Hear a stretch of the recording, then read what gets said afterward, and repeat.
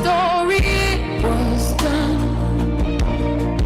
Every door was closing fast, every shadow seemed to last. But you stepped into my night, turned my darkness into light. What was broken, you restored. Gave me joy I can't ignore. When I thought it was the end, you began it all again. You began it all again. I've got 10,000 reasons to praise your name. 10,000 reasons. 10,000 reasons I'll never be the same.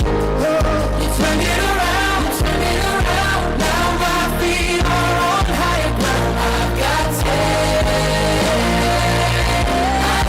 10,000 reasons to lift my voice. 10,000 reasons. 10,000 reasons in you I rejoice. What the enemy meant for pain, you have turned into my gain.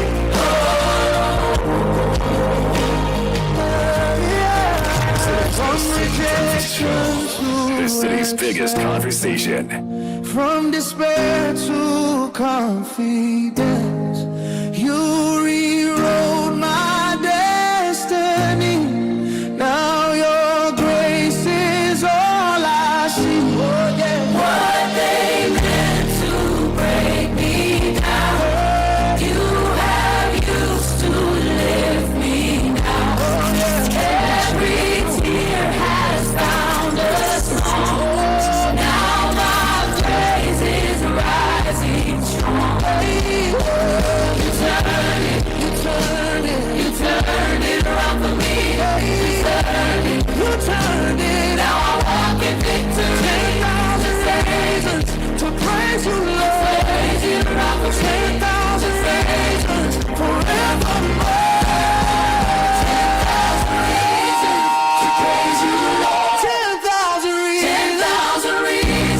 10,000 reasons to praise you more because you turned it. I thought I was going to lose my head. I thought I was going to drown in the deep torrents of the waters. I thought I was going to lose my freedom.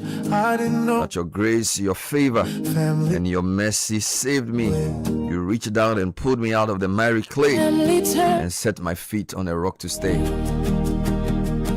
in my darkest week. Starting of the City Breakfast Show this morning is the 22nd day of July. I trusted disappear, left me drowning in my Never discount your low moments because they remind you of the faithfulness of God. Everybody has a story, your individual stories of redemption.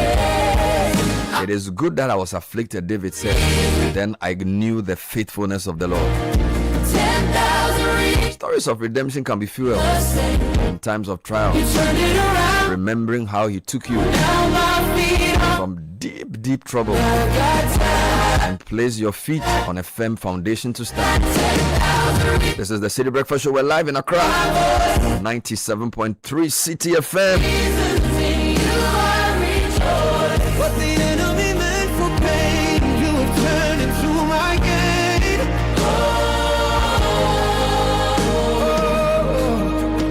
enemies thought that Starting off with the news review segment, there's business and sports. said my story It's midweek. was done.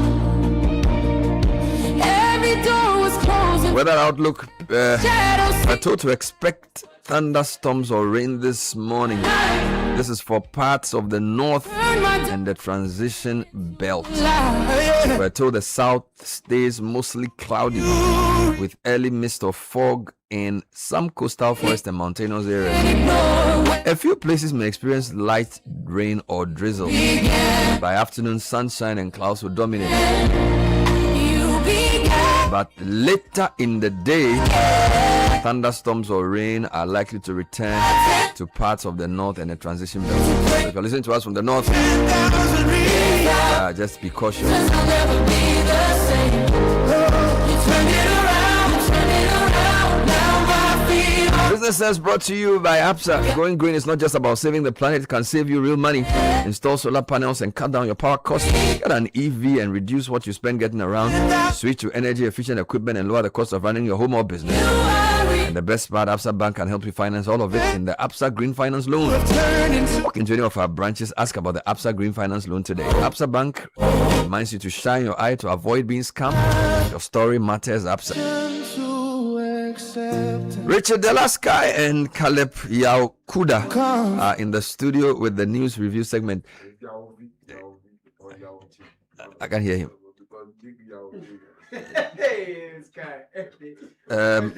So I didn't. You said he's Yauvi and you are what? You are the bigger Yao. All right, cool. Big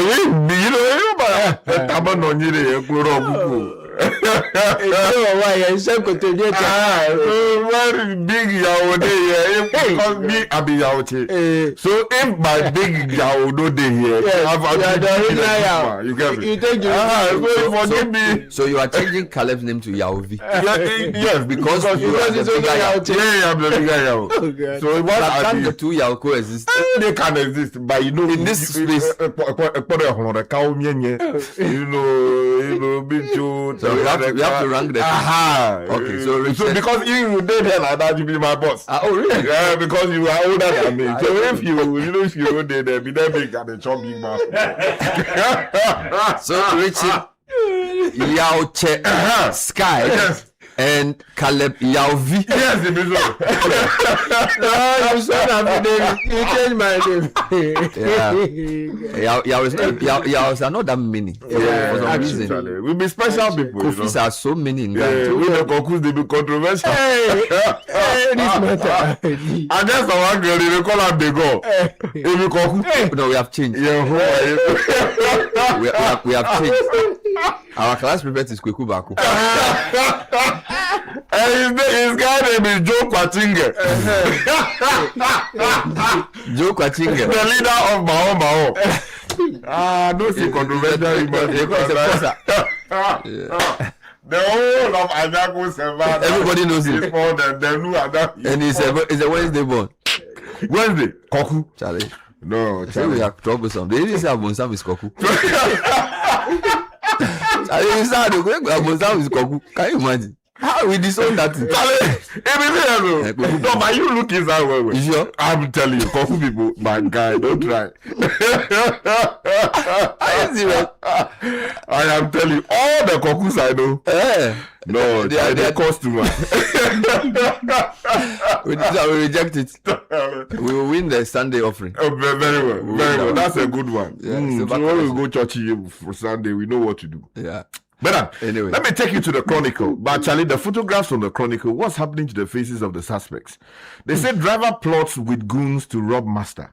Police recover 300,000 Ghana cedis. Meanwhile, the Chronicle is not talking about how the suspects are looking. Maybe bees think because bees are. Oh, why are they looking? Charlie, look at their faces. But even the idea of suspects being fully paraded is a problem. As in they should be. I mean, because it's a suspect. But you know. But the slaps they must have chopped. Them. Also on the front page this morning. Gold board to procure a gold traceability system next month, something we've been talking about. So Sami Jemfi is speaking about that. Right. And final preparations peak for Apostle Kojo Safo's state scale funeral. Right. State scale. Yeah. Not state sponsored or state funeral. Okay, state scale. Yes. Okay. Daily Graphic this morning. No sirens without approval. Cabinet directs MPs. Public restricts police escorts. And then also Ghana secures deal to reform small scale mining. Assemblies of God Pentecostal Council commiserate with Dagban. Christ the King School marks 70 years of Catholic education, and mid-year economic review must focus on revenue mobilization. The Herald says this morning Akufo-Addo's tough anti-Galamsey law jails Wontumi 20 years. MPA rejects claims of 78.6 million Ghana cedi scandal. The photograph of the MPA boss, Eduji Tamaklo, is here. Also on the front page this morning, OSP rubbishes U.S. immigration judge's ruling on Oforiatta, insists High Court warrant against him still valid. The News Center, unsafe Okada riding fueling brain trauma crisis. This is a neuroscience nurse specialist at Kolebu Teaching Hospital speaking. Wow. And Parliamentary Committee assesses good board's impact. The NPA's story, the News Center has this angle that NPA's failures contaminated fuel sold to consumers. Fuel mixed with water,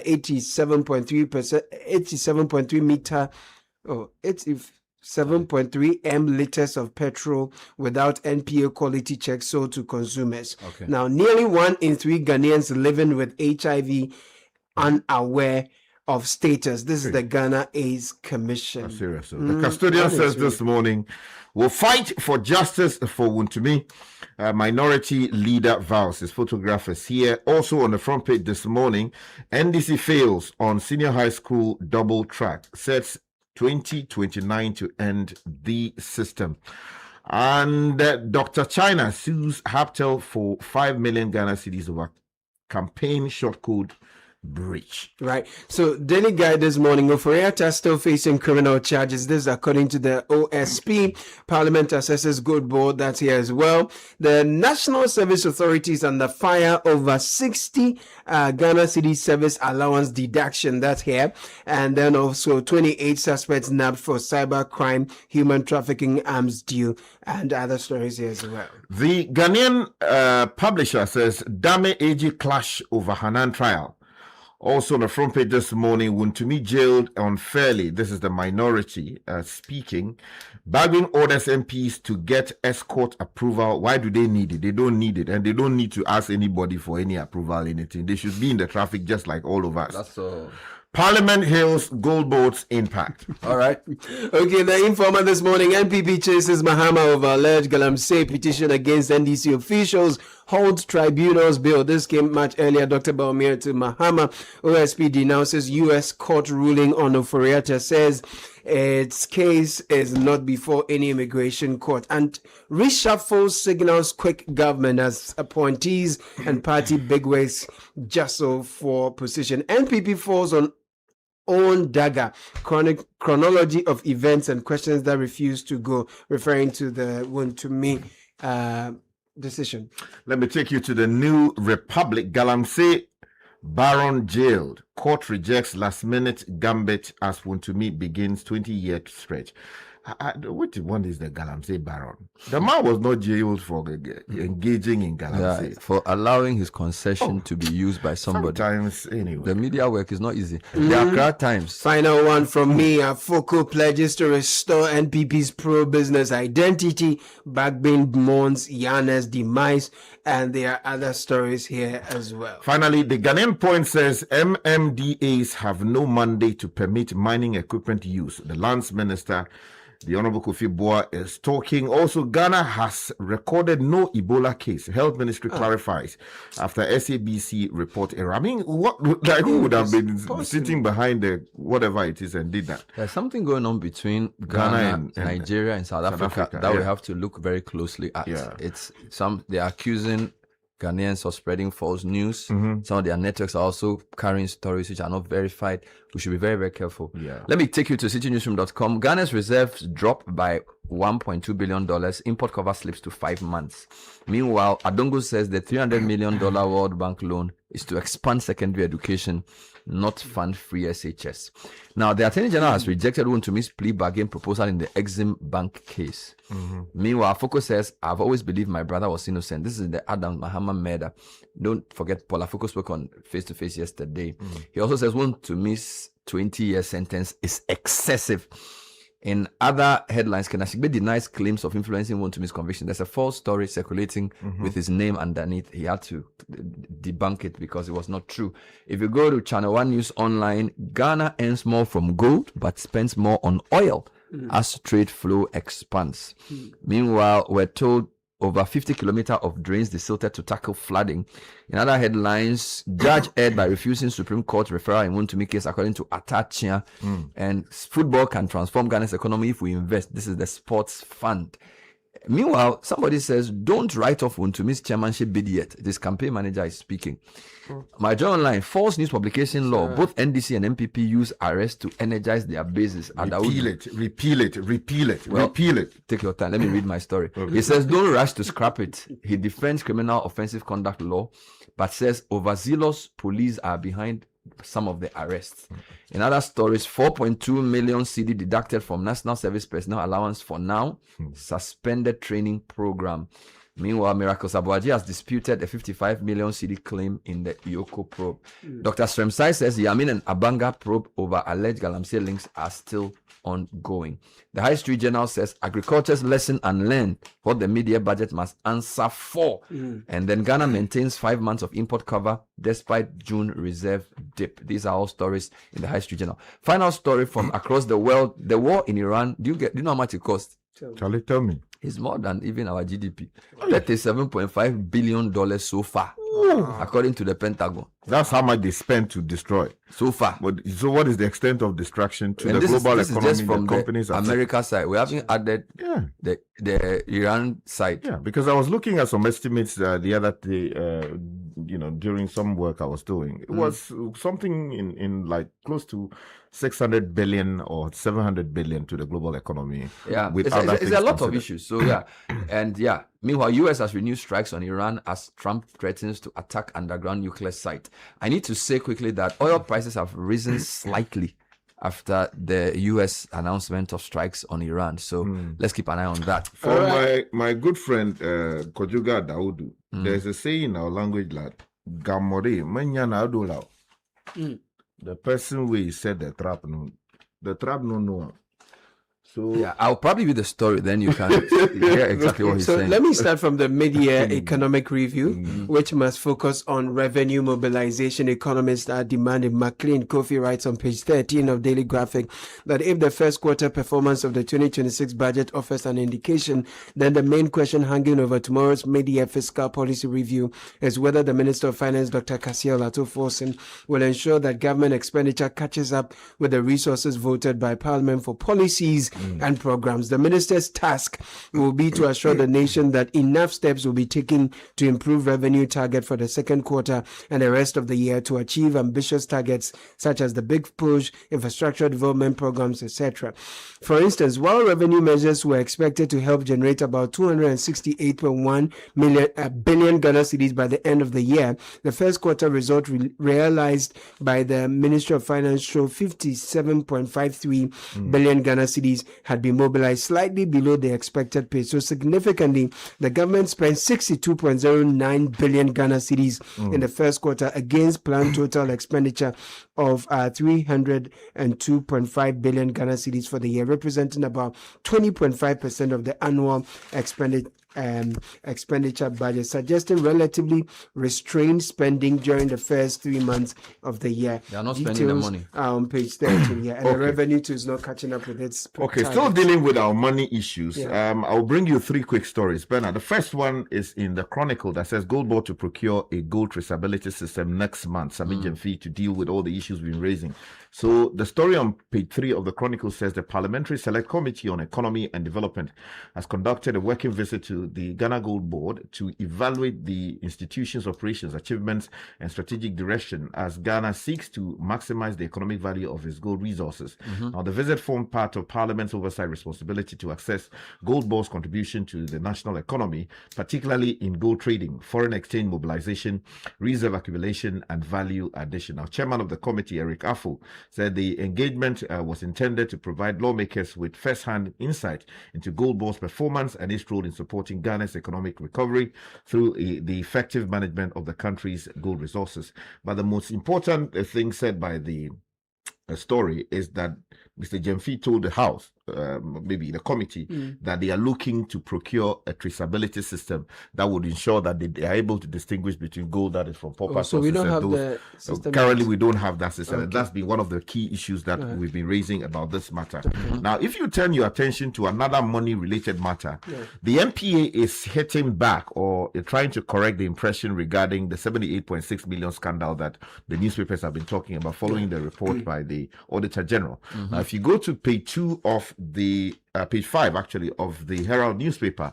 The story says the National Petroleum Authority has rejected media reports suggesting that the Auditor General uncovered a 78.6 million Ghana cedi scandal at the authority, insisting that the audit did not establish any financial or revenue loss. In a statement issued by the Corporate Affairs Directorate on Monday, July 20, 2026, the authority said media reports characterizing the Auditor General's finding as evidence of rot, corruption, or financial misappropriation were inaccurate and did not reflect the contents of the performance audit report covering its operations between 2023 and 2025.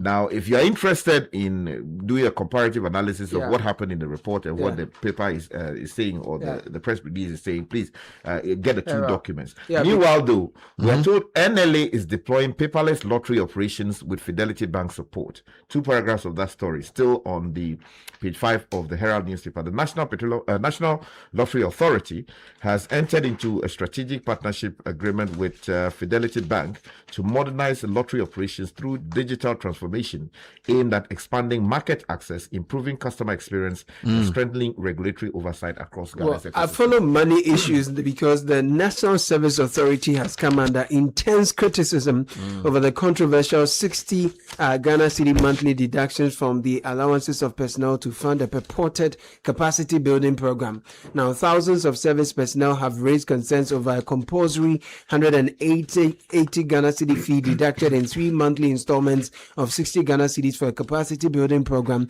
organized by the National Service Personnel Association, NASPA, in partnership with Zeus Atlas Limited without their consent.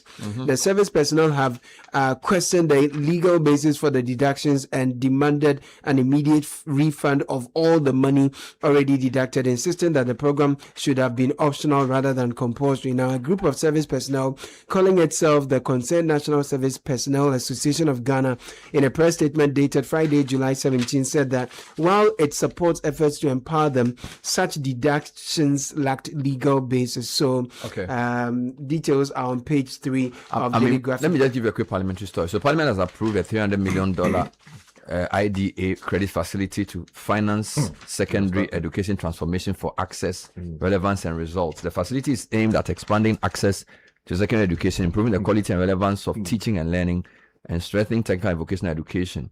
The minority is not happy with this, and they are criticizing the loan agreement. So if you go to the same website, citynewsroom.com, minority has criticized the government's decision to secure this facility.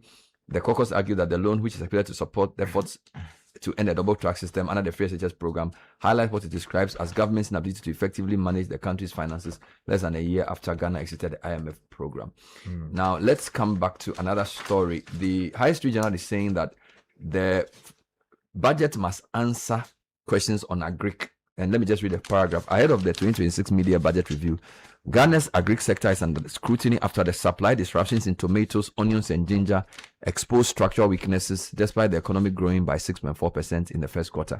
The review is expected to show whether the government will strengthen investment in food security, local production, and agric infrastructure to reduce import dependence and improve resilience. We'll be listening to that tomorrow. But let's stay with issues having to do with the economy, because if you go to the back page of the Chronicle, this inflation era over, but the economy still robust. This coming from the BOG boss, Dr. Isiama. Jennifer Ambole writes for the Chronicle on the back page that the governor of the Central Bank, Dr. Johnson Pandit Isiama, has declared that Ghana's prolonged period of falling inflation has come to an end, indicating that price increases are gradually returning to the central bank's target range. Now, opening the 131st Monetary Policy Committee meeting in Accra on Monday, Dr. Isiama said while inflation has risen for 3 consecutive months, current levels remain well below the bank's target range and are not yet a cause for alarm. Now, if you turn to the custodian, also on the back page, I think, or it's actually on, page 12, there's a story there that says banks write off 883.7 million Ghana cedis as bad loans in 4 months. What is happening? How much? 883.7 million Ghana cedis as bad loans in 4 months. Allah. No, this thing, we need to look inside, because maybe some people are creating their own economy around this matter. What is the story saying? Now, the story says Ghana's banking sector wrote off 883.7 million Ghana cedis in bad loans within the first 4 months of 2026, highlighting continued pressure on banks' balance sheets despite recent improvements in the industry's asset quality. Now, according to data from the Domestic Money Bank's income statement, the figure represents a 35.1% increase compared to the 654.2 million Ghana cedis recorded during the same period in April 2025. Wow. Now, the Bank of Ghana explained that the total write-off comprised loan losses, depreciation, and other related items, reflecting the costs banks continue to bear from credit defaults and uncollectible facilities. Wow. Yes. Charlie? Well, Let's talk about sirens. yes, no sirens without approval. Cabinet directs MPs and the public restrict police escorts. Nana Kudedu-Agyemang writes from Parliament that Cabinet, in compliance with existing law, has directed that henceforth no individual or a group of people can install or use a siren on any official or private vehicle without a written authorization by the Interior Minister. Similarly, no person is to utilize police resources, particularly police escort services, without the requisite written authorization of the Interior Minister or the IGP. Now, story continues on page number 3, that acting on behalf of the Minister. So, consequently, the Ghana Police Service has been directed to enforce the directive, including the removal and seizure of unauthorized sirens, the discontinuance of unauthorized police escort services, and the institution of appropriate legal action where necessary. So, the Speaker of Parliament, Alban Sumana Kingsford Bagbin, made this known when he read a communication his office received from the Minister for the Interior on the irresponsible use of police resources such as escort services and the installation and use of sirens on vehicles. Some of these things come already installed on the vehicles. The question is, when they're coming through the port, how is it our security people and all the people we have at the port don't see that these things are not supposed to be used? Okay. And then they allow them to come in. Now, the Chronicle has a story about the police. Yes. So driver plots with goons to rob master. Police recover some 300,000 Ghana cedis. Now, John Bediako writes on page 3 of the Chronicle that police in Kintampo in the Bono East region on Sunday, July 19, 2026, arrested a gang of 6 armed men who allegedly robbed a businessman of some 300,000 Ghana cedis. Now, information available to the Chronicle from a deep throat source at the police headquarters in Accra indicates that on Sunday, while police were on duty at Porto Barrier, they had intelligence that robbery was in progress a few meters from the checkpoint. Now, a team of armed personnel on duty, led by a chief inspector, advanced to the robbery scene.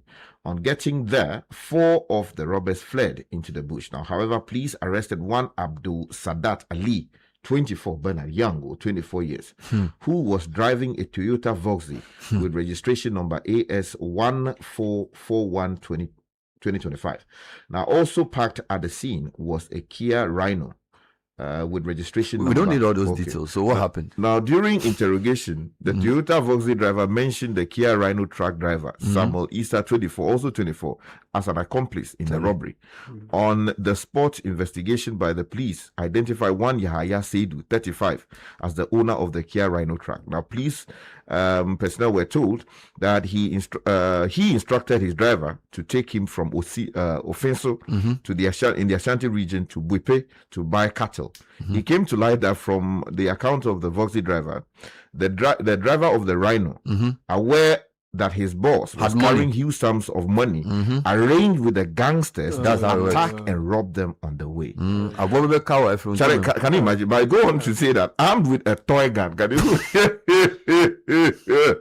They drilled the truck and caught up with them a few meters to the police barrier at Porto and carried out the act. Now, personnel of the counter-terrorism unit went to beef up the operation in the. And let me give you 2 quick stories here.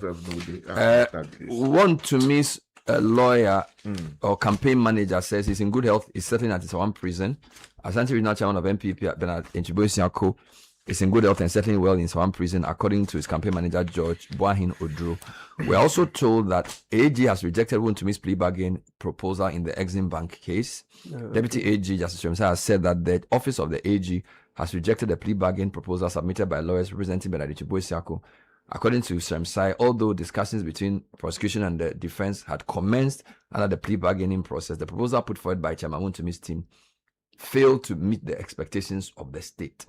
There's a very interesting story on the BBC. Okay, tell me about Police officers arrested for allegedly seeking roadside bribe from Nigeria's anti-corruption boss. Oh, no. Hey, anti-corruption boss.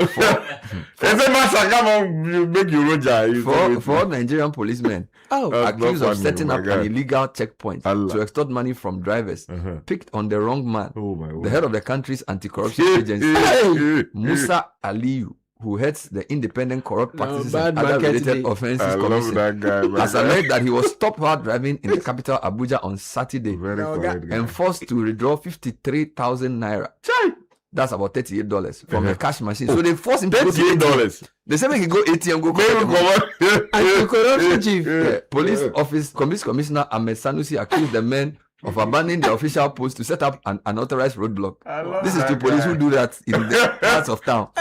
When you are driving on the, what do you call it, the Kasua to Bojuasi, set up plenty, doing business. They will give you Momo number. The Lord is with you. Love those people. Now, they are now facing a police disciplinary procedure that could result in their sacking. It is rare that these kinds of cases end up in court.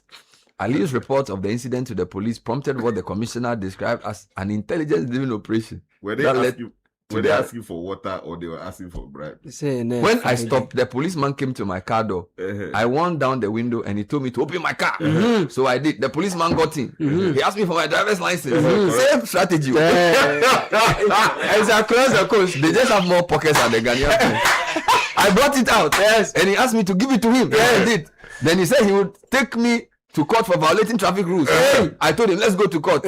But instead, the policeman asked him for money by telling him, you are a big man. You didn't want your time to be wasted. But even if you go to court, you'll be fined 52,000 naira. I asked him to give me his bank account number so I could transfer the money, but he refused. Instead, Aliyu alleged he went to a cash machine and withdrew the money. The National Police Chief condemned the officer's alleged conduct in strong terms, warning that the command will no longer tolerate abuse of power. Market for Body brothers just won't put body and soul together. We need help in this continent. We need help. The City Breakfast Show. Rise above the noise. Andra, challenge these days, new level crown. Where did you pass? Me, pass somewhere. I just switched for a better life. I switched for comfort. Look, your salary deserves better. Switch? Yeah. How do you mean? I switched my salary account to Fidelity Bank. Oh, okay. And that's my jackpot. I get higher loan amounts with lower interest rates, as well as personalized financial support. They gave me a loan to expand my side hustle. And the terms are just flexible. Wow. Your salary deserves better. Oh, my salary deserves better, Pa. You see the way you are smiling wide? Yes, I will switch and smile wider.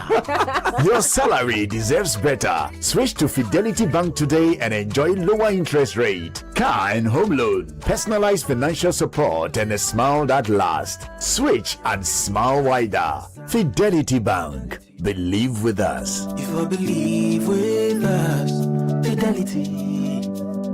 If I know I need your side, Fidelity. This is the City Breakfast Show. The city's biggest conversation. City Business News at 7. Netia Jaho here with the news. Good morning. Good morning, Bernard, and it's midweek and you're welcome to the breakfast edition of the City Business News. Is brought to you by MTN, EcoBank, and Go Good Energy. Coming up, Ghana's reserves dropped by $1.2 billion despite export earnings surging $18.3 billion. Also, economic watchers urge caution as the Bank of Ghana prepares to announce a new policy rate later today. And later, the Ghana Statistical Service is warning against complacency despite sharp fall in producer price inflation.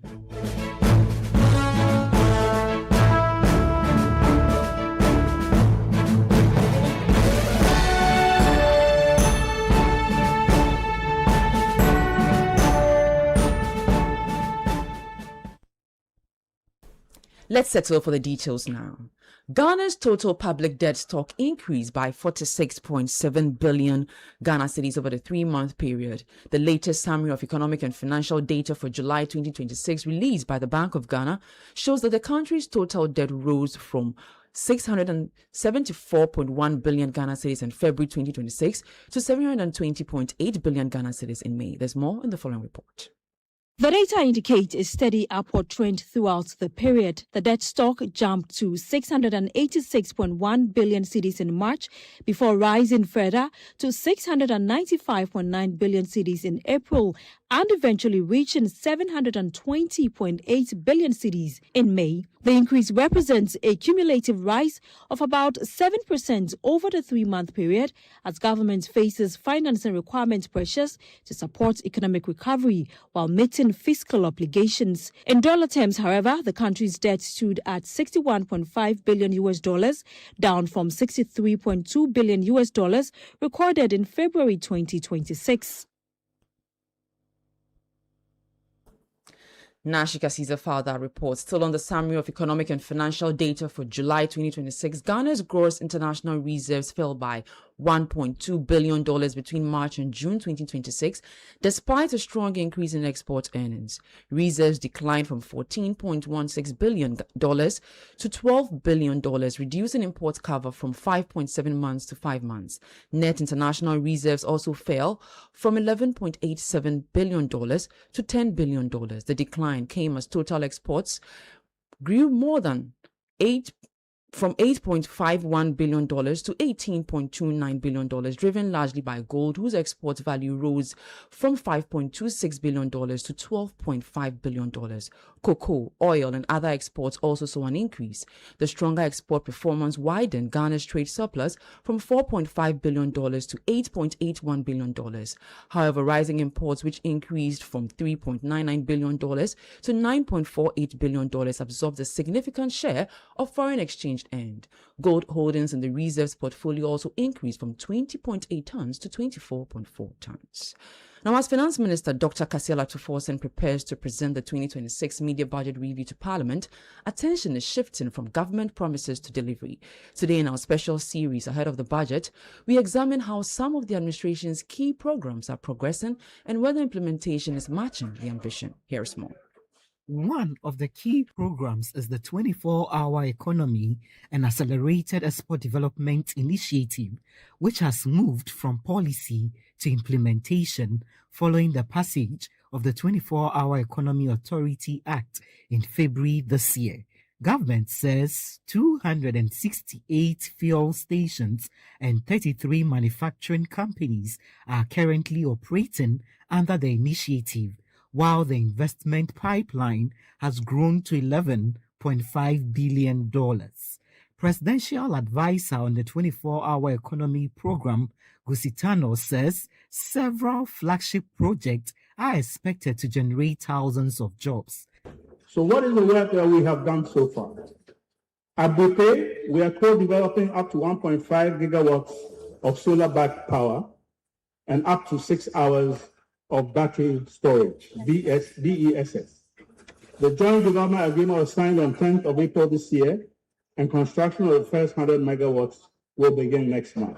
Beyond these investments, many Ghanaians will also be looking for an update on the proposed 24-hour markets, one of the program's key promises. Another flagship initiative expected to feature prominently in the mid-year budget review is the Big Push Infrastructure Program. Parliament has approved nearly 50 billion cedis for the multi-year initiative. The Women's Development Bank is another major policy commitment investors and businesses will be watching closely. As of July 9, Finance Minister said the bank is expected to become operational before the end of 2026. We have paid 400 million Ghana cedis, being the capitalization amount, to an escrow account at the Bank of Ghana. The Bank of Ghana is now beginning the process to assess the bank so that they can grant license for its operationalization. We will make sure that bank is operationalized by the end of the year. Agriculture is also expected to come under scrutiny as questions remain over the pace of funding for key interventions.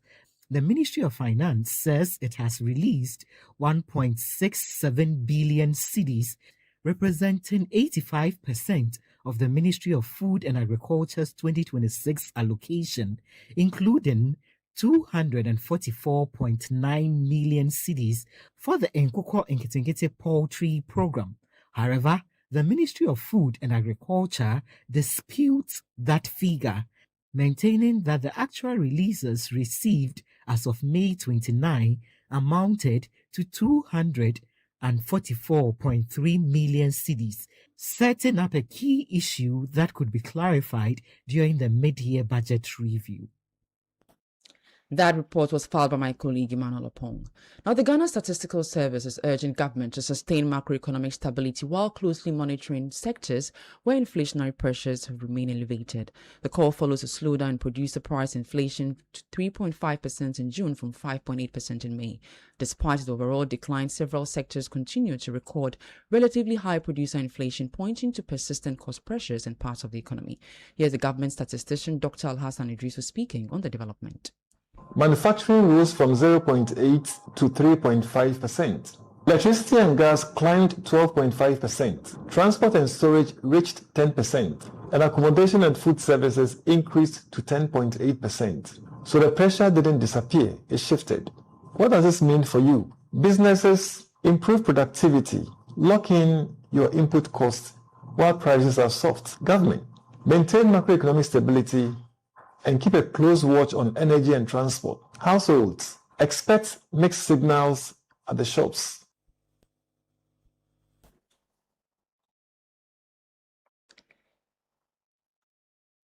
That was the government statistician, Dr. Attah-Mensah speaking there. Now, moving on, the Bank of Ghana is expected to announce a policy rate later today as it prepares to announce a policy rate today. The Bank of Ghana, the policy rate has been at 14% at its last meeting. Economic watchers expect that the Bank of Ghana will adopt a cautious approach when it announces its latest policy rate. Some economic watchers have projected that the BOG is likely to maintain its policy rate at this next policy meeting. The committee's deliberations, which started on Monday, have focused on whether the recent increase in inflation is temporarily driven by higher energy costs or signals more persistent inflationary pressures. It is also assessing liquidity conditions following changes in the cash reserve ratio framework and the termination of the central bank refinancing for gold purchases. Global oil price volatility is another key concern, with potential implications for Ghana's balance of payments, foreign exchange reserves, and the Ghana cedi. Now let's move on to the interbank market this morning, and the dollar is trading at 11 cedis 54 pesos, the British pound at 15 cedis 54 pesos, and the euro at 13 cedis 19 pesos. And that's it for the breakfast edition of the City Business News. It was brought to you by MTN, EcoBank, and Gold Good Energy. I am Nete Achawo. Have a good business day. Your attention, please. Flight C8 has been delayed. Again. Madam, can you please point me to the water fountain? And please watch my back and phone whilst I'm gone. You can be a traveler with infinite worries. Hello, Mr. Anand. Your lounge access is ready and your seat is warm. Or you can be a traveler with infinite privileges. Champagne, sir? Original the drink. Choose EcoBank's infinite privileges with an EcoBank Visa Infinite card. Access airport lounges worldwide, fast-track services, best-in-class daily limits, and enjoy other exclusive travel and lifestyle benefits. Infinite privileges await. EcoBank, the Pan-African Bank. Good energy powers the things that people do to empower themselves. It fuels families, communities, businesses. Good energy fuels nations. It gets things going and keeps them moving. Good energy isn't just what we do, it's who we are. Goyle, good energy.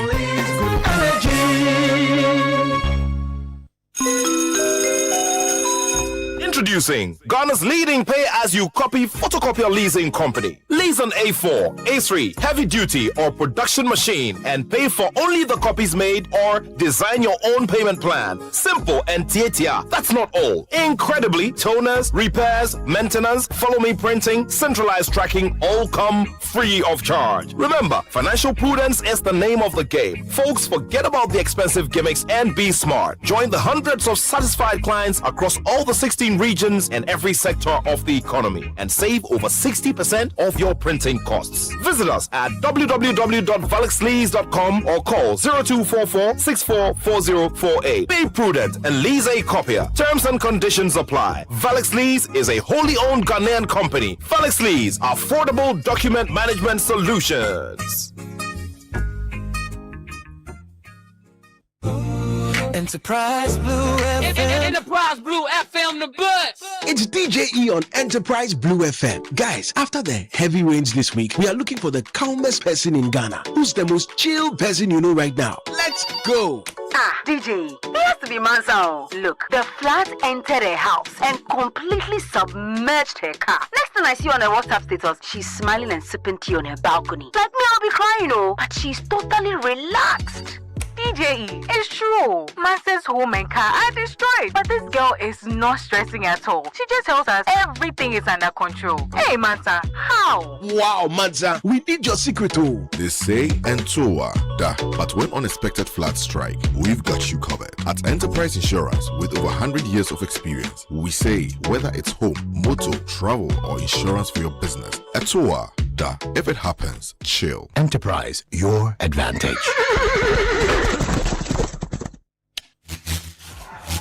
The jamming never stops. The game never stops. The productivity never stops. The music never stops.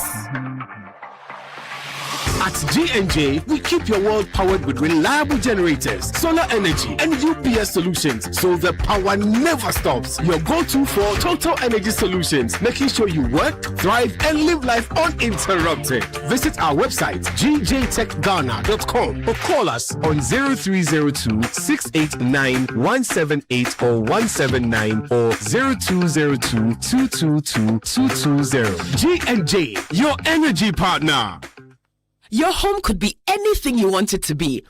It could be a stadium. It's just 12 yards out. He shoots. What a try! It's a goal. Or a gaming arena. Yes! Let's go! Sometimes a classroom. Madam, please, I don't understand. All right, let's go over it again. Which part don't you understand? The whole shop. Or it could be an office. How many orders are ready? Okay, send them to East Legon first. Or even a research center. Daddy, what is the Big Bang Theory? Wait, let me ask ChatGPT. You can make your home anything you want it to be, because no matter the experience you want at home, MTN Fiber will power it. Get unlimited internet up to 500 megabytes per second from as low as 299 Ghana cedis. Connect your home or business today. Visit the My MTN app or dial *5057# to check fiber availability and request now. MTN. This is the City Breakfast Show, the city's biggest conversation.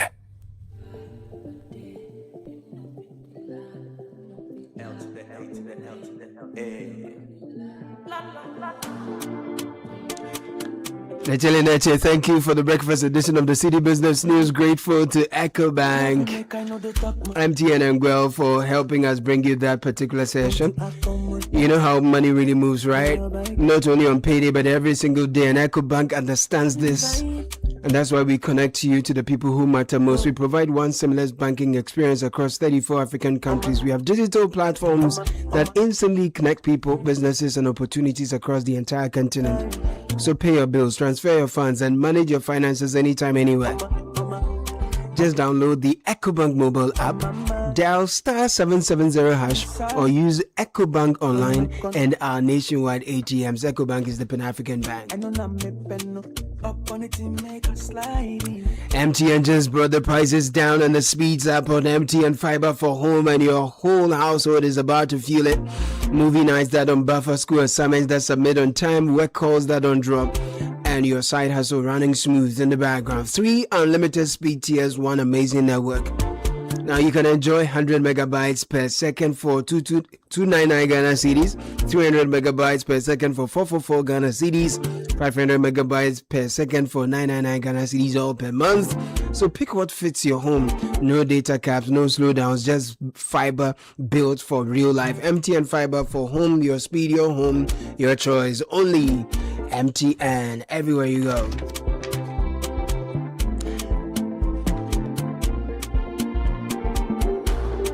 Valex Lease Equip Limited is Ghana's leading photocopier leasing company. You don't need to buy a brand new photocopier. Come lease one with us. We have the multifunctional photocopier. You can pay as you print or design your own payment plan. Lease an A4, A3 heavy-duty MFP with sorter stapler finisher and production machine also with sorter stapler finisher. You will enjoy free toners, cartridges, free repairs, free maintenance, follow me printing, centralized monitoring. Charlie won't pay Save more than 60% on cost. 0244-644-048. Call us now. Visit valexlease.com. Remember, we are a wholly owned Ghanaian company. Talk to us now. Now, the recent floods have left many homes counting their losses. Damaged homes, flooded vehicles, and with the weather cry, many are panicking already. But for Mansa, while the damage was real, there was one less thing to worry about. She had a ride insurance cover with Enterprise Insurance. They say Antua da, but Enterprise says, look, Atua da. If it happens, chill. We got you covered. Don't wait for the unexpected to catch you off guard. Secure your home, your car, travel, and business today. Like Gabi secured his travel to the US and town. So someone saying, talk to Enterprise Insurance today because we are your advantage. Gabi Affairs ready with kickoff that's brought to you by Lesheho. If you're ready to power up your finances and unlock your path to financial freedom, then talk to us because we have the fixed deposit solution and it's tailored just for you. With Lesheho's fixed deposit solution, you're making your money work for you. So join the investment revolution with our fixed deposit solution and take charge of your financial future. Call us now. 0302-208-333. Invest wisely, invest with Lesheho. Lesheho, let's improve life. It's not a sunny morning, but guess what? Someone's solar panel is bright and shiny. Is it all for the Commonwealth Olympic Games? Gabi Ofe. Abontin Farah. Starboy Gabi. You're the biggest Abontin Farah. No, you are the latest Abontin brother. You are the biggest in the latest. Right, Wednesday morning, welcome aboard to Kickoff on the City Breakfast Show. Kickoff is proudly brought to you by Polytan Ghana and Lesheho. Let's improve life. Coming up, we've got updates around the Black Stars of Ghana and then some more updates from the 2026 Commonwealth Games and some top transfer news all coming up in the next 10 minutes right here on 97.3 Citi FM.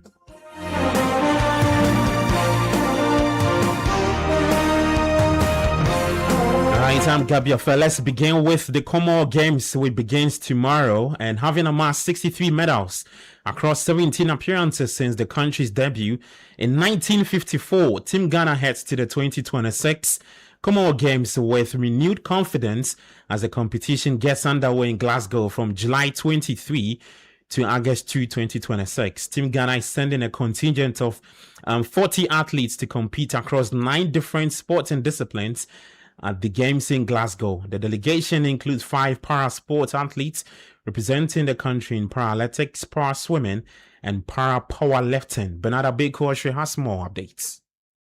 Well, Ghana has competed at 17 editions of the Commonwealth Games, so making its debut in 1954 and missing only the 1986 Games in Edinburgh. Over the years, Ghana has won a total of 63 Commonwealth Game medals, comprising 15 gold, 20 silver, and 28 bronze medals. Well, the nation's best performance came at the 1966 Kingston Commonwealth Games, where Ghana, recorded its highest gold medal haul and a total of 9 medals. The country will be hoping to replicate those successes at the 22nd Commonwealth Games in Glasgow. Well, the squad includes 13 track and field athletes led by sprinter Benjamin Azamati and Joseph Paul Amoah. Azamati heads into the games with a season's best time of 10.00 seconds in 100 meters, whilst Amoah has recorded 20.24 seconds in the 200 meters. Ghana will compete at the Glasgow 2026 Commonwealth Games, scheduled for July 23 to August 2, as the nation targets a strong medal-winning performance? Very expected, in fact. Got some good training. Currently, all the athletes are out of the country, acclimatizing before they move to Glasgow next week. So I'm very expectant, and hopefully we'll get some medals. In fact, in every Commonwealth Games we have attended, we have got medals, so except one, I believe. So I'm sure we'll get medals. The tradition is that over the last so many years, it's always boxing athletes have always gotten us medals. So naturally, I am confident that those two will give us. But I'm also hopeful that we'll get a medal in the one of the para events, and also the judo event. So, All right, so that's president of the Ghana Olympics Committee, Richard Akpok, in that report put together by my colleague Bernard Abeku Otre.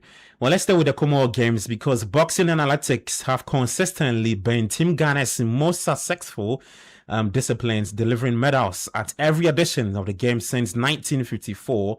At the last Games in Birmingham 4 years ago, Ghana returned home with 2 silver medals and 1 bronze. This time, however, the national boxing team led by Coach Ofori Asare is aiming even higher, with its side firmly set on winning more gold medals for the country. So it's a big opportunity for Ghana coming here and have most of the good boxers, the best boxers in the Commonwealth coming here, not only for the Commonwealth, but beyond the Commonwealth. It can take you to the Olympic level because you are seeing all these boxers here are the same boxers that will continue campaigning for the Olympics. We've trained a lot, and I believe in the preparation of my boxers, and I've been seeing some results from the preparation. All right, so that's Black Bombers head coach Ofori Asare. Now, away from that, let's get to the Black Stars because Ghana have been ranked 24th in the final standings of the 2026 FIFA World Cup after marking their return to the knockout stage of football's biggest tournament. Now, the Black Stars' final position was confirmed following the conclusion of the expanded 48-team tournament, which saw Spain crowned world champions after defeating Argentina in the final. England claimed 3rd place, while France finished 4th. There's more in the following report.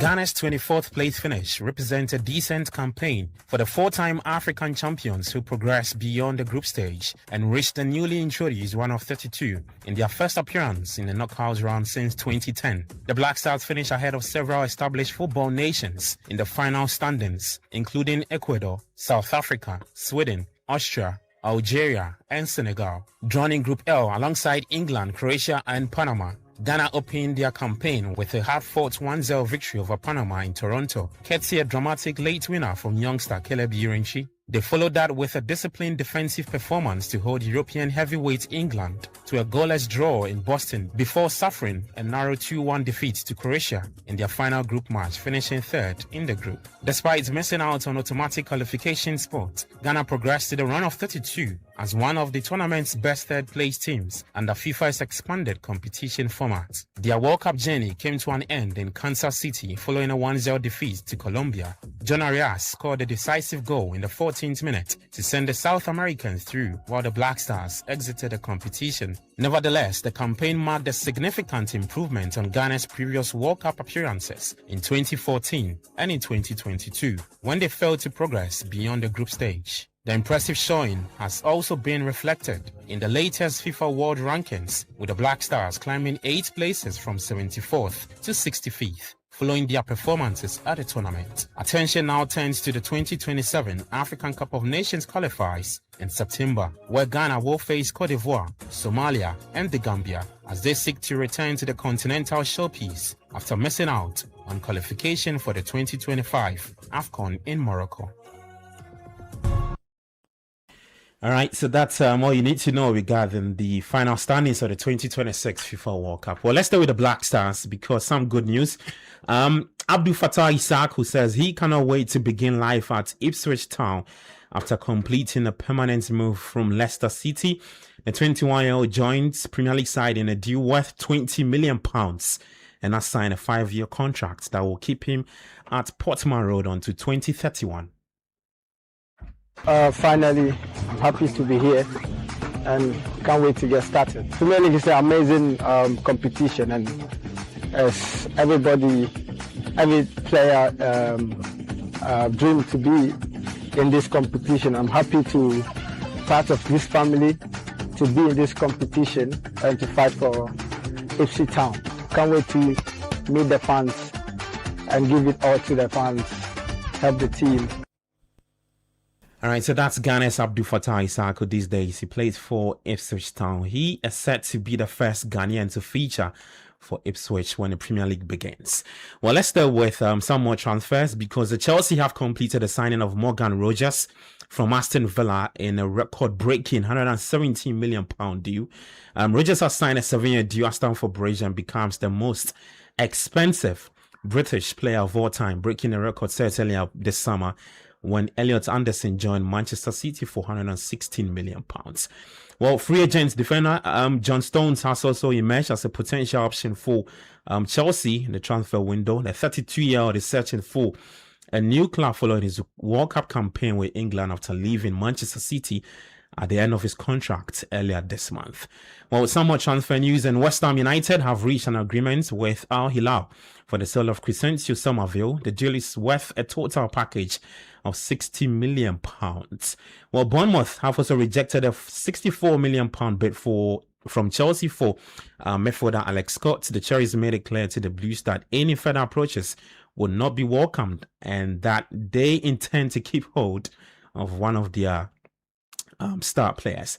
On the part of Liverpool, boss Andoni Iraola wants midfielder Alexis McAllister and goalkeeper Alisson to remain at the club. Argentina international Alisson has 2 years left on his 5-year contract. He signed at Liverpool when he joined the Reds back in 2023. The 27-year-old has yet to begin talks over a new deal, which has prompted speculation he could leave Anfield this summer. Well, that's the very latest in the world of sports. For more, you can head to citysportsonline.com and on X at City Sports JJ. Kickoff is proudly brought to you by Polytown Ghana and Lechelle. Let's improve life. I'm Gabi Ofe. Enjoy the rest of your day. Did take care and bye-bye.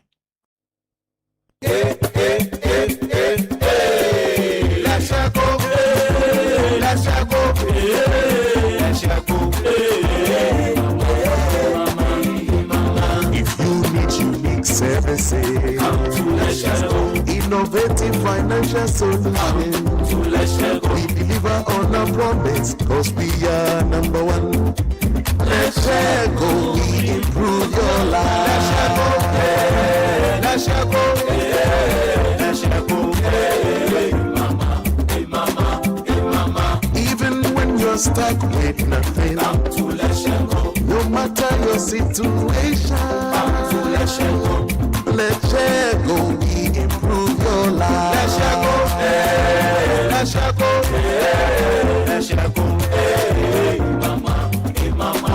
mama. Let's go, we improve your life. Since inception, almost 100% of Ashesi University students have found jobs, started businesses, or gone on to graduate school within 6 months of graduation. From Accra to Nairobi, London to New York, Ashesi graduates are noticed and are leading successful careers. If you dream of a rewarding life and career, an Ashesi education prepares you just for that. Learn more about applying to Ashesi at ashesi.edu.gh. Remember, admission is ongoing.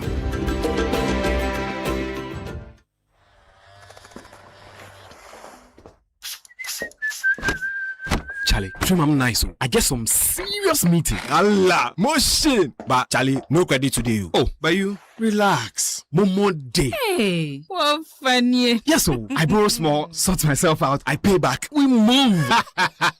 Spot there. Ah, Charlie, you sure say you dey pay back? Yes, so that anytime somebody else they need them, Momo day. Be like I can't borrow some more. Hey, you this boy. Don't go there and disgrace yourself. Allah motion.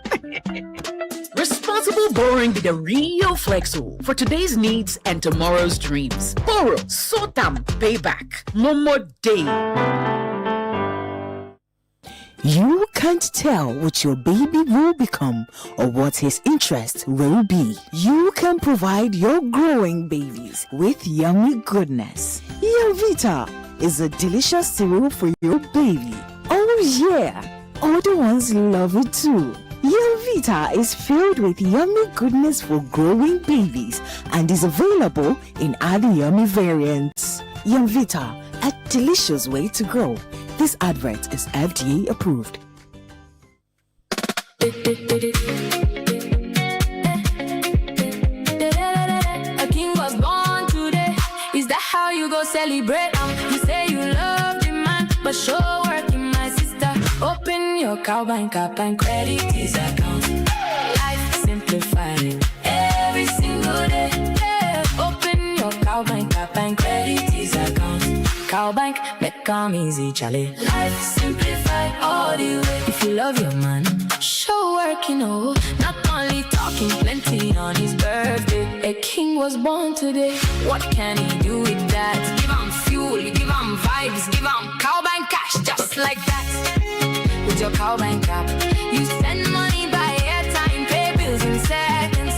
Wherever you go, cow bank make your life simplified. Cow bank, forward together.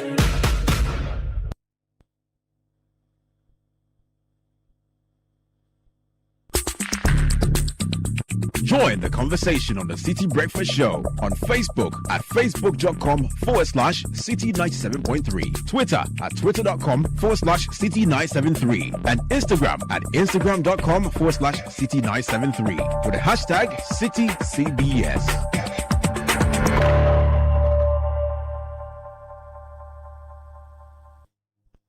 This is the City Breakfast Show, the city's biggest conversation.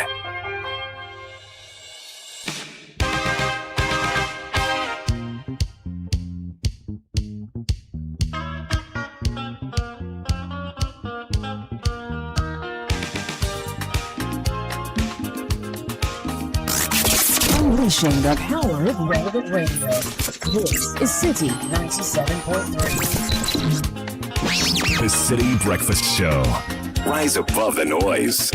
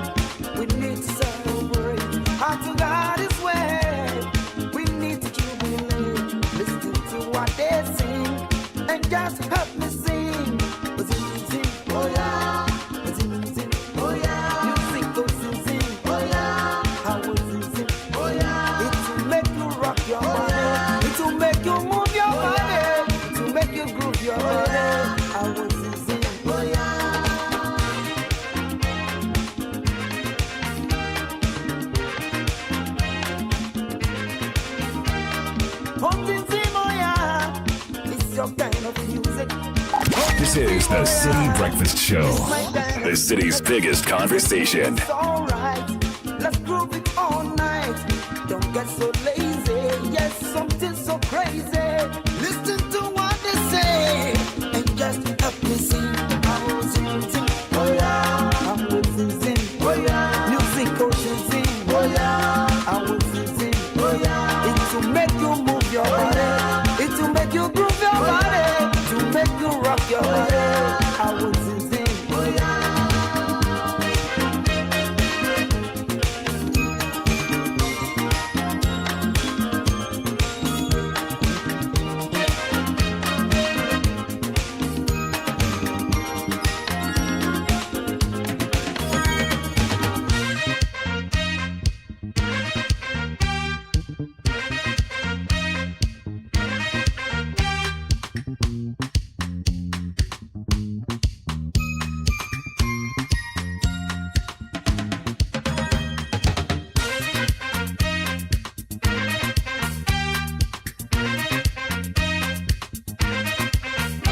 Music brewed in Africa. Come, let's enjoy it. 7:39 City Breakfast Show. Bernard, good morning. Belated happy birthday to my niece, Nunana Adjoa Bansa, who turned a year old yesterday. May the Lord and Mother Earth be kind to you from your uncle, John Kakeli Bansa. Happy birthday to Osofo Ebu Ansa, our chair of the Apostolic Church, Ni Boyman District. You are the pastor there. Be blessed in every aspect of your life. Enjoy your special day from all the members, especially Kofi Chairman-Ting. Happy birthday to Dr. Winfred Nafisa Mahama. On this special day, we extend our heartfelt birthday wishes to you. It was a great privilege to work under your guidance at the Ministry of Roads and Highways, where I witnessed firsthand your exceptional leadership, wisdom, professionalism, and unwavering commitment to public service. As you continue to serve Ghana as the acting director of the Information Services Department, may God grant you renewed strength, divine wisdom, and excellent health, and abundant grace to lead with distinction. May your years ahead be filled with greater accomplishment, favor, and lasting impact. This is coming in from Isaac Ajay Kwache to Dr. Winifred Nafisa Mahama. Happy birthday to Mark Alovo, Warrant Officer Class 1 of the Jubilee House, from your wife Bridget and the children. Philip Nilate is also wishing Dr. Nafisa Mahama, who is the acting director of the ISD, a happy birthday. I think a lot of people remember her work at the Ministry of Roads and Highways. Now she's at ISD. Information Services Department. Yes, please. Are they still there? They are there. Yeah, or they have abandoned them at the Workers' College. No, I think they said they have added them to the Communications Ministry. That's a very important state institution which you'll be using to deal with all the issues we have. ISD and NCCE. ISD and NCCE are two. But you know, Sky, the way the media channels work these days, it's not easy. You know, because if you go to the villages, they still have their hujas where they mount these big megaphones that, you know, they disseminate information. The ISD was doing that on Wales, you know, and also circulating important circulars. But the people they are trying to reach, they are on TikTok. They are watching videos. Then we should tool them properly. Exactly. And so that they also have, so like ISD and NCC should probably have like a different kind of Facebook social media presence. Because most people they are trying to reach are watching videos of those two organizations. I pity them. But you see, and they should engage the younger people, the Gen Z people who understand how the algorithms work in that space, and get them to push the messages they want to say. But even beyond digital media, I even take that back. If you go to a market, you can still use a megaphone to tell people something. That happens. Yeah, they should still do that. That happens. But I think I'm saying this without a lot of first-hand evidence, but I think they are not well funded. They are not. I don't think they are well funded. I mean, the sector minister now is at the presidency, right? So the office of the minister is no longer at, you know, the ISD. So you mean they are in Siberia? Yeah, they've left them there to be on their own, Charlie. But how would the minister be doing for them there? No, at least you see their face. What do you do? You see their condition. Why does it need to be with them? You see their condition and say, "Oh, today you didn't eat." Okay. Let me use the opportunity to wish happy blessed birthday to Marilyn Ahonam. Blessed day and continuous favor should be showered upon you. May the Lord God continue to protect you. More love and care for your new baby boy, Kofi Fifi. Thank God for your life. Enjoy the day. It's coming in from your sister Amito, your brothers, and of course myself and all the team here. Wonderful. May you continue to enjoy yourself. But I wanted to ask, do we have information ministry still? No, the information ministry is dead. So now we have Minister for Government Communication, which is, and they are handling the portfolio. So he doesn't have ministry. There's no ministry of information. No. So the people who used to work there, where are they now? So that's what they said, that they have now subsumed them under the ISD, Ministry of Government Communication. That's it, at the presidency. So it's not a ministry. No, it's not a ministry in the strict sense of so the it's that's why I say ISD is a bit lonely. Yeah, that's right. They've left them there to be on their own. And there's no other ministry close by.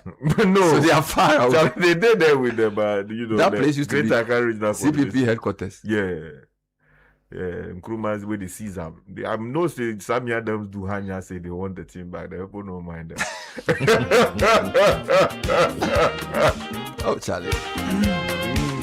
So this morning we are saying a prayer for the Information Services Department. Sometimes when I go to court there, and I drive past. It looks unreal. It's more buffalo. Very dejected. Nothing is happening. It's not inspiring.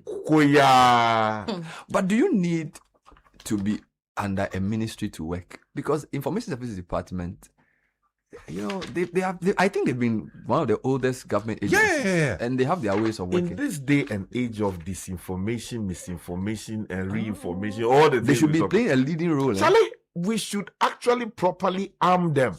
Okay. Get them to understand what it is to have cognitive warfare and how to deal with it. But so who is the head of ISD? We don't know. If you ask me, I don't know. Charlie. The team is sad. It's just about anyway, let me welcome Godfred Kotoboafo. Yeah.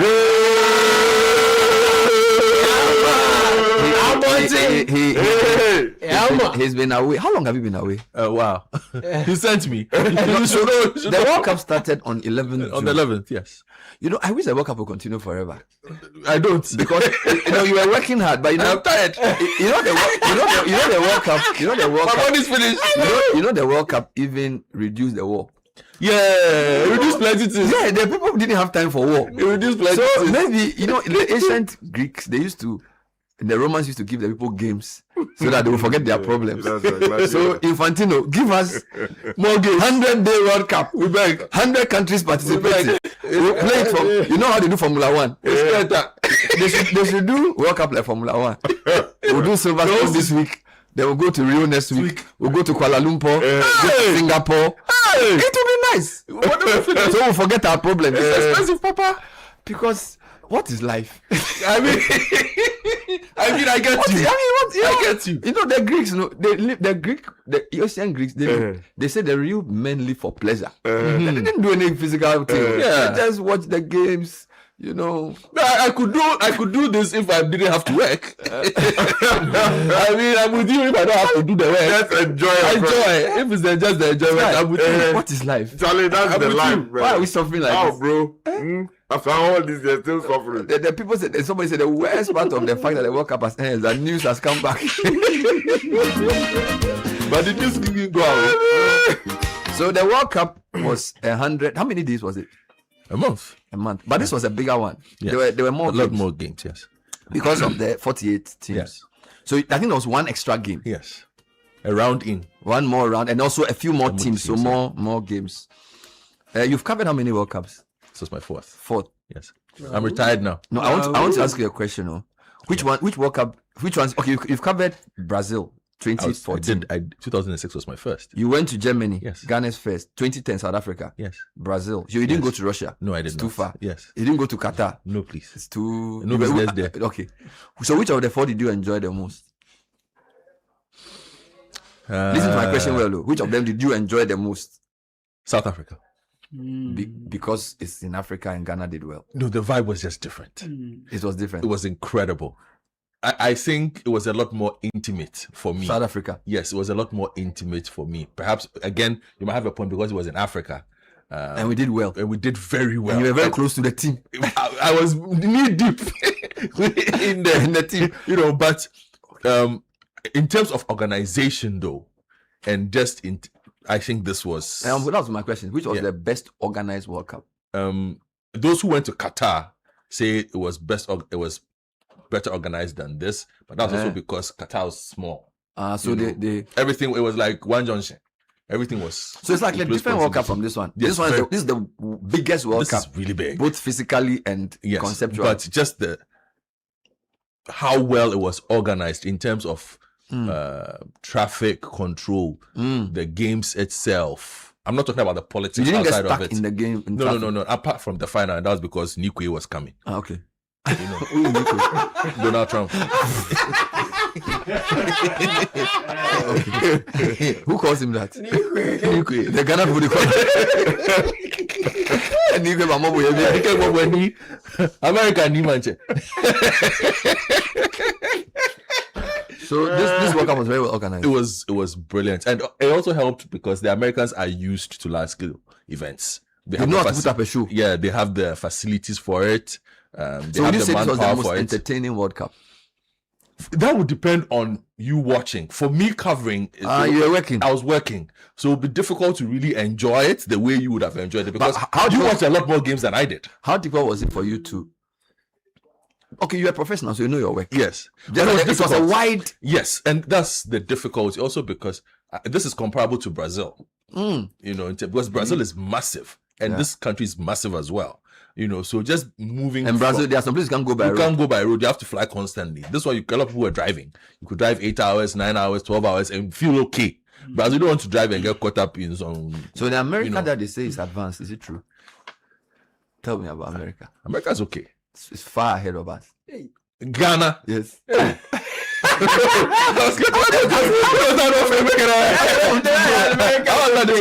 America what they're telling us? America has its problems. Forget about the problems. What is good about America? I'm thinking of yes. I think the ability to organize and move people, the ability to put 500,000 people in an area and within an hour or two let the place look like nobody was there. Serious? Is incredible. 500,000 people. Yes. In a city, then they all leave the next day. And it looks like nothing has happened. If we put 500,000 people in Accra for an event, we might sweep Accra for a month. You understand? Wow. But the ability to plan that, okay, on this day we are doing this, so X number of people will pass here, Y number of people will pass here. The fact that Bernard is at point A does not mean that Sky should not be able to get to point B. Wow. And so if they are playing football and Sky still wants to go to work, he must be able to get to work the time he wants to go to work and finish and go back home. You know, services were working. So I think it's a country that works. If you want me to, I won't talk about advanced, but I would say it's a country that works. You went to Toronto for the Panama game. How different is Canada from the US? Personality-wise, I think Canada is a bit. It's not as exciting. It's more chill. It's a bit unfair for me because I wouldn't have spent as much time, and because I spend a lot of time in the US. Maybe I understand them a bit better. The US is more upbeat. Yes, Canada is a bit low key for the time out, and also like I said, there was a lot of running around. You could barely breathe.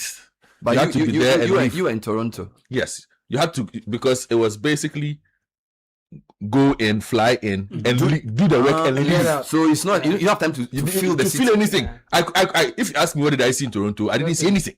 You just went to work and came back. Yes, because everything is in half because you are on a production schedule. So the schedule. But you didn't go to Mexico.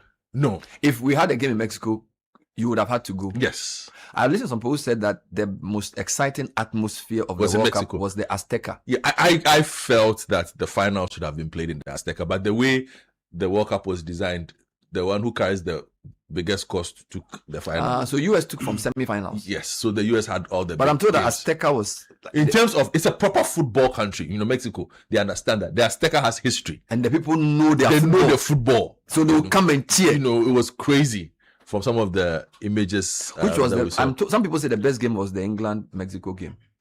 In terms of atmosphere, history, result, everything. Yeah, it was an incredible game to witness. It was an incredible game to witness. But the build up to the Argentina-England game, oh, serious, was mad.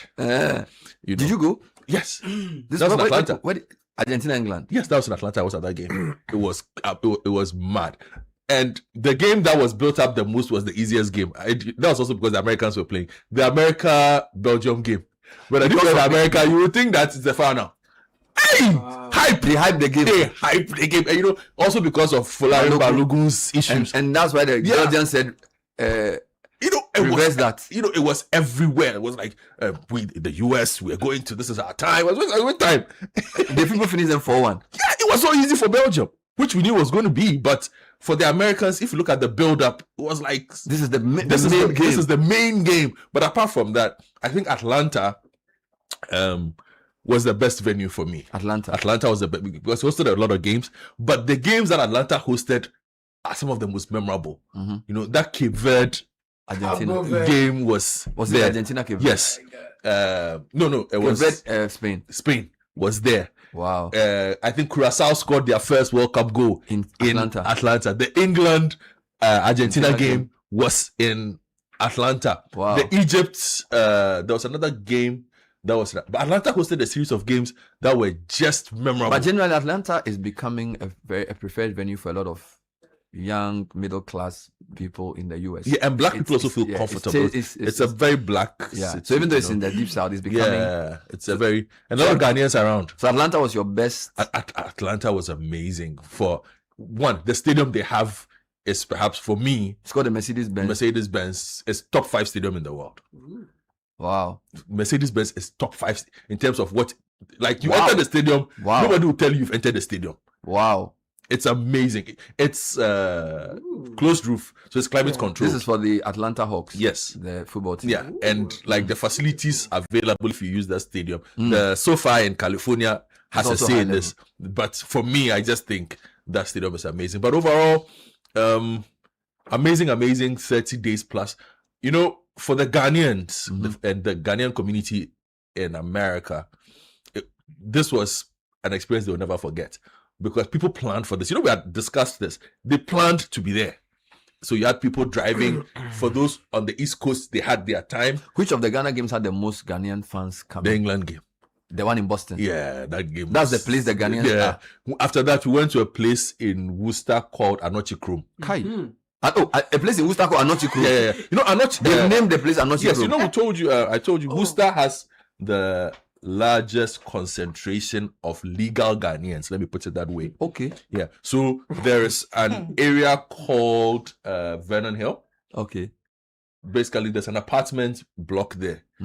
It's like those who know Bronx Hotel is like Tracy Towers. Everybody. Hey, macho, everybody is a Ghanaian.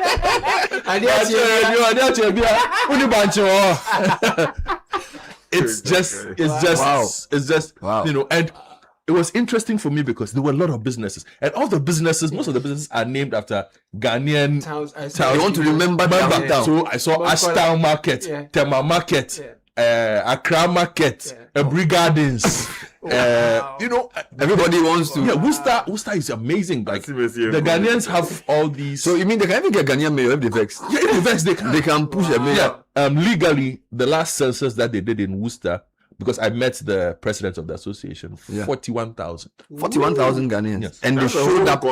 Yes. They showed up for the England. Yeah, all of them is, you know, they drove. You know, it's New Hampshire.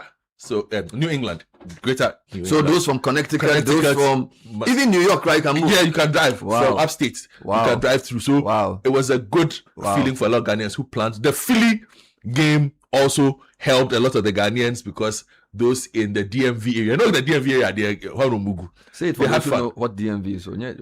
So like the DC, Virginia, Maryland enclave. A lot of Ghanaians showed up for the Philly game. Philadelphia. People planned the match we played against Croatia. People planned to meet up. It was basically like a reunion of sorts for a lot of people. A lot of Ghanaian parents who also wanted their kids born in the US to experience, you know. And look, was the England game our best match? Yes, clearly the World Cup. Discipline, performance, everything you wanted to see. It gave us hype in England, though. Yeah. It was a tactically efficient performance. It wasn't pleasant to the eye, but if you watched it, you could appreciate the nuance of what was going on the pitch. So that was good to see. But just the final point I wanted to make was just how deliberate some of the people I met whose kids had been born in the US were for their kids to meet Ghanaians who had come from Ghana. They wanted them to see this is where we are from. You know, engage in the Jama. You know, my nephew was around. He was in queues. There were a lot of kids like him. Yeah, who had never experienced Ghana. Somebody go and give him dondo. Somebody go and take the adedempo. The food, because they did tailgating. So tailgating basically is like an event is happening here. So you all bring food? And they park their cars at the parking lot, open their booths, and they have food and they are playing music. Everybody has, so you bring some water. They're eating Ghana food too. Playing Ghanaian music. You know, they'll be chilling out there. The thing was, the match was After, just there's party after party. The match was a side show. Yes, please. There's a more, and it was really cool. And I think in terms of just commerce, I was looking for that Ghanaian community because I just a woman, she was selling sobolo for $5. Hey, I'm eating more. Sobolo for $5. So Aloski, sobolo. She brought like 500 bottles of sobolo like this. We've taken our Ghana troubles mentality. Charlie, you listen to this one. So she had the sobolo. She had because she had to make $5. Because she had to make $5. $5. So if you buy one sobolo, $10. I'm eating more than rough. Multiply by 12. But the beauty of it was wow. No, but to me, Diano. Yeah. Wow. So you could tell her, oh, Charlie, you give me 2. Let's haggle. You give me 2. I bet $5 back with you. Yeah, you know. But for a lot of us, it was really cool to see somebody had baked meat pie and brought it to sell. Meat pie, the Ghana type. My God. Oh, the one with nothing there. People are smart. So they give what people want to. Yeah, so like the hotel that I stayed in Philly for the Croatia game, it was pretty high end. A lot of prominent Ghanaians were staying there. But funnily enough, I saw people were like chasing for wachi. It's like, there's no way this hotel is selling wachi. But at least a woman had gone to park her van outside there with some proper. It got some tunga proper wachi. People were just going in and out, enjoying themselves. People also realized the economic potential of it for even their small community. It was unofficial, but they were able to also make significant revenue from among themselves. The jerseys, were moving. High demand. Yeah, the original and the non-original, everything was moving well. The musical artists, because there was a concert I saw, Daddy Opanka, Kwabna, Samini was there to play a show as well. There were a lot of things that was happening around the World Cup within the Ghanaian community, all centered around just Ghana being at the World Cup. No, you're a big man. Charlie, it was fun. Amazing. It's 8 o'clock or thereabouts, and it's time for Tech and Social Media Trends. Before we get into that, switch to Fidelity Bank today and enjoy amazing benefits from lower interest rates, high loan amounts, personalized financial support, and a smile that lasts. Call 0800 003 355 or visit our socials at Fidelity Bank GH. Fidelity Bank, believe with us. Pambros Salt has introduced the Pambros refined iodized salt, available in 250 grams and 500 gram sachets. Brings out the taste of your food. It's available in all major markets, supermarkets, and local provision shops. Call 0302 335 114. This advert is FDA approved. Latex Foam has been here for almost 60 years. We've been Ghana's most trusted mattress brand, providing certified quality and unmatched comfort for homes across the country. Come to any of our showrooms or call 0302 231 155. And let's give you a mattress that will help in your sleep, your comfort, and your productivity. Super Sam's 32.5-hour cement is great for plastering, mortar, screeding, and block laying. Our heavy-duty 42.5-hour is good for durable foundations, coastal works, and high-rise structural works. Our cement dries fast, is waterproof, and prevents moisture damage. Call Super Sam on 055 3060517. Meanwhile, Stanbic Bank, in collaboration with MasterCard, is making it possible with the World on Your Card promo. Simply sign up for a new Money Wallet MasterCard load or reload $200 or more between now and 14th August. You could win a worldwide travel package for 2 to a destination listed on priceless.com. Put the world on your card and stand tall with Stanbic. Time for tech and social media trends. And Caleb is brought to us by Telecel. Let's have Edwin. Edwin, welcome. Thank you very much, Bernard. Good morning to you and good morning to everyone else. So we'll start off with SABC and Ebola, which are trending heavily in Ghana because of yesterday's erroneous reports by the SABC, or a ticker that's appeared on their bulletin, which said that Ghana had recorded a number of cases, actually 2,300 Ebola cases and 930 deaths. That's what SABC reported. That was a ticker that's, or what we call a crawler, a scroll that's appeared at the bottom of the screen. Let's go, you do me, I do you. Yes. Such nonsense. Obviously, this was not true. The Ghanaian Health Ministry came out promptly to deny any allegations, saying that it had put in measures to ensure. So is this state-sponsored disinformation? Yes. Because they feel Correct. like, I heard one of them say Ghana is spreading false news about them or something. Yeah, they've been very upset about the whole, forced removal of Ghanaians from there and all those things. So it looks like this was payback. Yes. So, Charlie, you should go and report them to somebody. That's the impression being created because of their anger over the reportage over the xenophobic attacks and the subsequent extradition of Ghanaians from the country. People in Ghana are saying that this might be deliberate to possibly tarnish Ghana's image internationally, but to be fair, they've come out to apologize. SABC have to apologize for that report since then. So all right, yes, we're done with that.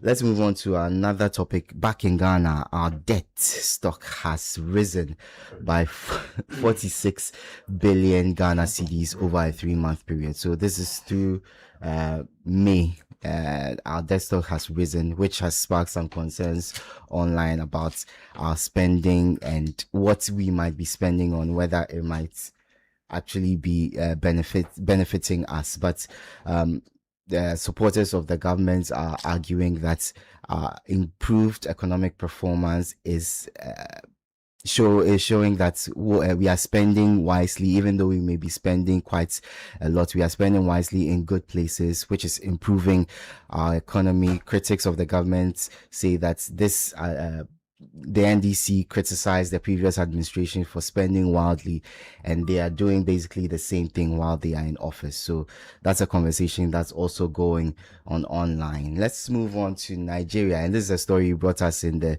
newspaper review about 4 Nigerian policemen who set up checkpoints illegally and were demanding money from drivers, and unfortunately they demanded money from the head of the country's anti-corruption agency. So yes, they are being investigated, and people are drawing to take the money from ATM. Yes, they are drawing similarities to things that allegedly happen in Ghana. Oh, plenty. Where the police set up checkpoints, they demand money, sometimes very subtly. Without actually demanding money. They ask for your license, you don't give them. They even to the point where they take you to the ATMs or mobile money vendors for you to withdraw money from them. So Ghana, Nigeria still linked, very heavily linked in every single way. My last trending story, and I just want to slip that in because it's relief for Chelsea fans, because Anthony Taylor, a referee who has tormented our lives for how many years? Is that how you want to announce his departure?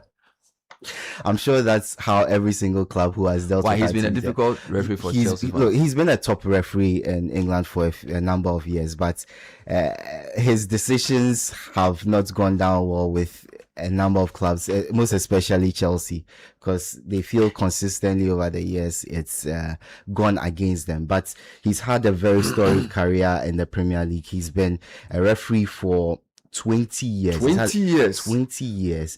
And he's refereed every single major domestic final in England over the last 5 years or so. So a really good, well-renowned referee who maybe has rubbed a few people the wrong way sometimes, but still a very storied career in the Premier League for Anthony Taylor. I thought you were going to talk about the Chelsea capture of Morgan Rogers. And I was going to, because of abroad, staying with Chelsea. You want to do Anthony Taylor first. Stay with Chelsea. Chelsea have signed Morgan Rogers from Aston Villa for a British record fee.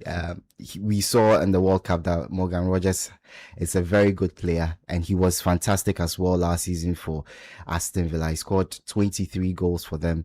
How much are they buying him for? Besides his goal, £117 million. 117 million pounds. 117 million pounds. The market has gone crazy. It's definitely gone crazy. Yeah, a few years ago you wouldn't have seen this price, but once players like Neymar started going for 200 million, yes, everything broke loose. And Charlie, where does football get all that kind of money from? Because Charlie, we are getting a loan from the World Bank $300 million for our whole education sector infrastructure. Yeah. $300 million. And one footballer, because if you convert 117 million pounds to dollars, if you calculate it, that's probably around 160, 170 million dollars. So a footballer is being sold for half. I mean, like I can't. Like the whole Ghana is going for an IMF, a World Bank loan, $300 million to change our educational sector at the basic level, and one footballer is going for half of that.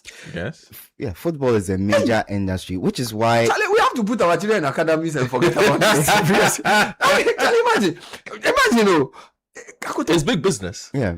One footballer, yes, it's big. 160 million pounds. Yes. Which is why when people criticize Infantino for cozying up to Donald Trump, I hesitate a little bit because the US is the biggest country in the world money wise, and FIFA recognizes the earning potential of making the US happy in every single way. Let me ask you a question. Is it in FIFA's strategic advantage for China to start playing good football? Because the way they are plenty, if China and India start playing football, imagine if China becomes, if they become fanatical about football. They are not very good at it. And there was a period. China, it means they like the money. There was a period where the Chinese government went all in for football. It didn't work out the way they thought it would because a lot of the teams and the investors went broke. So there's been a lot. If they were like a bit good at football, it would have been a different. They've now gone back to the basics of building from the ground up. They tried to build from the top, as always. It didn't work. Because I read an article that of the top 10 most populous countries, about 7 of them were not at the World Cup. Yes, because they're not very good at football. Indonesia, India, China, a lot of large countries don't play football that well. Yeah, they have different things. Those cricket and table tennis and things. Yeah, they have other sports that they excel at. Charlie, we have to look at this football team well. So Ghana, you've gone for 300 million from World Bank. Yeah, there are certain countries who just don't like team sports. They prefer the individual sports. So. No, Morgan Rogers. Anyway, so Yes, so let me finish off with some tech news. And the ban on underage use of social media is continuing. The French Parliament is the latest to approve a ban. So they've passed the bill that will allow tech companies to prevent underage people under 15 children from having access to various social media platforms. So it's gaining ground across Europe. Hopefully it finds its way here. But if we even put up the ban, can we implement it? For me, the thing about Ghana is we come up with laws which are good on paper, but somehow there's no follow through. So maybe one day we need to discuss how would you operationalize a social media ban for teenagers or for people below a certain age. Do we have the tools, and are we able to insist that the social media platforms go by the verified age issue? So for example, do you have to use a Ghana card to access a social media platform? Because they ask you what's your age, how would they know if you don't have a specific, So it's something we should really be thinking about. Well, it's good that other countries are going ahead of us, so it allows us to observe their mistakes and then correct as we go along. So that's I don't even know if we have the commitment to do it, but if advanced countries who are more liberal are banning social media for teenagers in their countries, we who have a younger population, because our population has a bigger base, we should be more interested. Because the population of people in Ghana who are below 18 is much larger than the proportion in those countries. And yet I haven't heard anybody say that they want to really regulate it the way that we think. So maybe we should talk about it one of these days. Thank you, Edwin.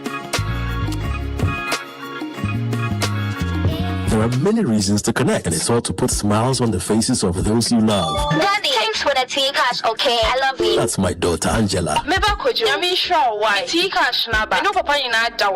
Caring for my parents, that's my duty. I also get to pay my utility bills easily with Telecel Cash. And to the suppliers at my shop, hello sir, Telecel Cash payment received right on time. Thank you. I get to make them smile because I can pay to my suppliers' merchant numbers, even on other networks directly. My dear ones, we keep the connection stronger when our family, friends, and business relations are happy. Live on cash, enjoy convenience, and make those who matter smile when you send them money with Telecel Cash. Telecel, connecting energies. Hello, baby. This your TV, dear. Ade. Charlie, where I will get correct TV by? Max Buy. Baby, go to Max Buy. Pick any TV you want. I will sort it. Sorry. Baby. Fridge we did it do. You need a new Go one. to Max Buy. No, so Max Buy. Fridge na ye make man. Se sani nyina akofie. Babe, oh. Madam, if you want mobile phones, Max Buy. Washing machines, Max Buy. Sound bars, Max Buy. Air conditioners, Max Buy. Even if you want long life and prosperity, Max Buy. Can you even buy now and pay later with Max Buy? When it comes to quality electronics, one name leads the conversation. Max Buy. For further inquiries, call us on 054 401 9552.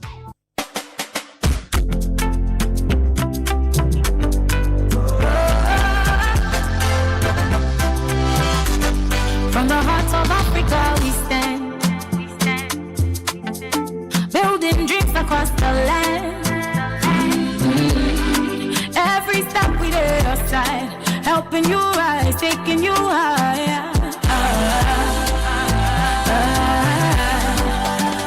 Strong as a group, close as a partner. Bank of Africa lifting you higher. African Bank with global reach. BOF make your future glow. Strong as a group, close as a partner. Bank of Africa lifting you higher. African Bank with global reach. BOF make your future glow. We go there for you night and day. Strong as a group, close as a partner. Bank of Africa lifting you higher. Every child is different.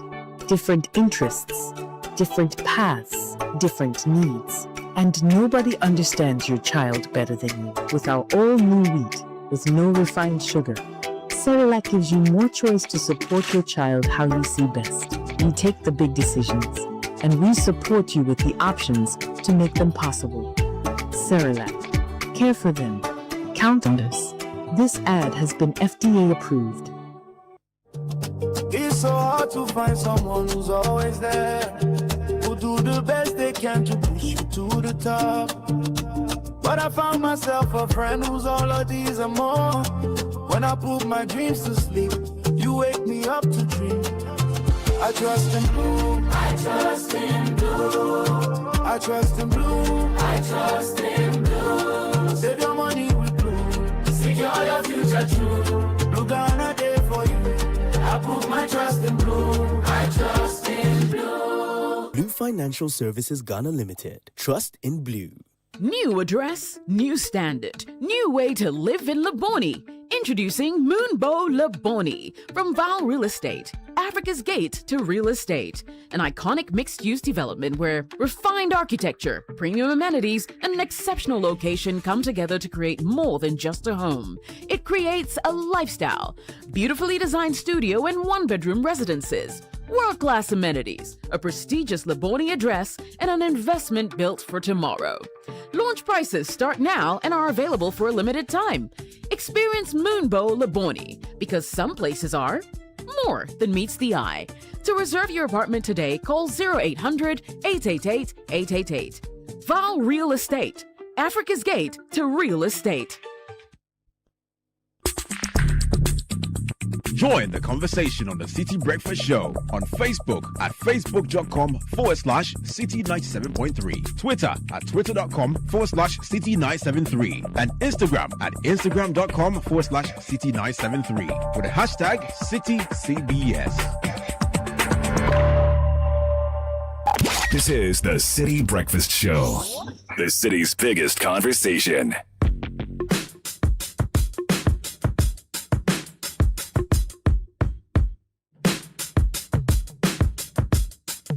Yeah, I'm out at Brooklyn. Now I'm down in Tribeca, right next to the Narrow. But I'll be hood forever. I'm the new Sinatra. And since I made it here, I can make it anywhere. Yeah, they love me everywhere. I used to cop in Harlem. All of my Dominicanos right there up on Broadway. Brought me back to that McDonald's. Took it to my stash spot, 560 State Street. Catch me in the kitchen like a Simmons whipping pastry. Cruising down A Street, off-white Lexus. Driving so slow, but BK is from Texas. Me, I'm out that Bed-Stuy, home of that boy Biggie. Now I live on Billboard. for. And I brought my boys with me. Say what up to Tata. Still sipping my top. Sitting courtside. Knicks and Nets give me high five. I be spiked out. I could trip a referee. Tell by my attitude that I'm most definite hero.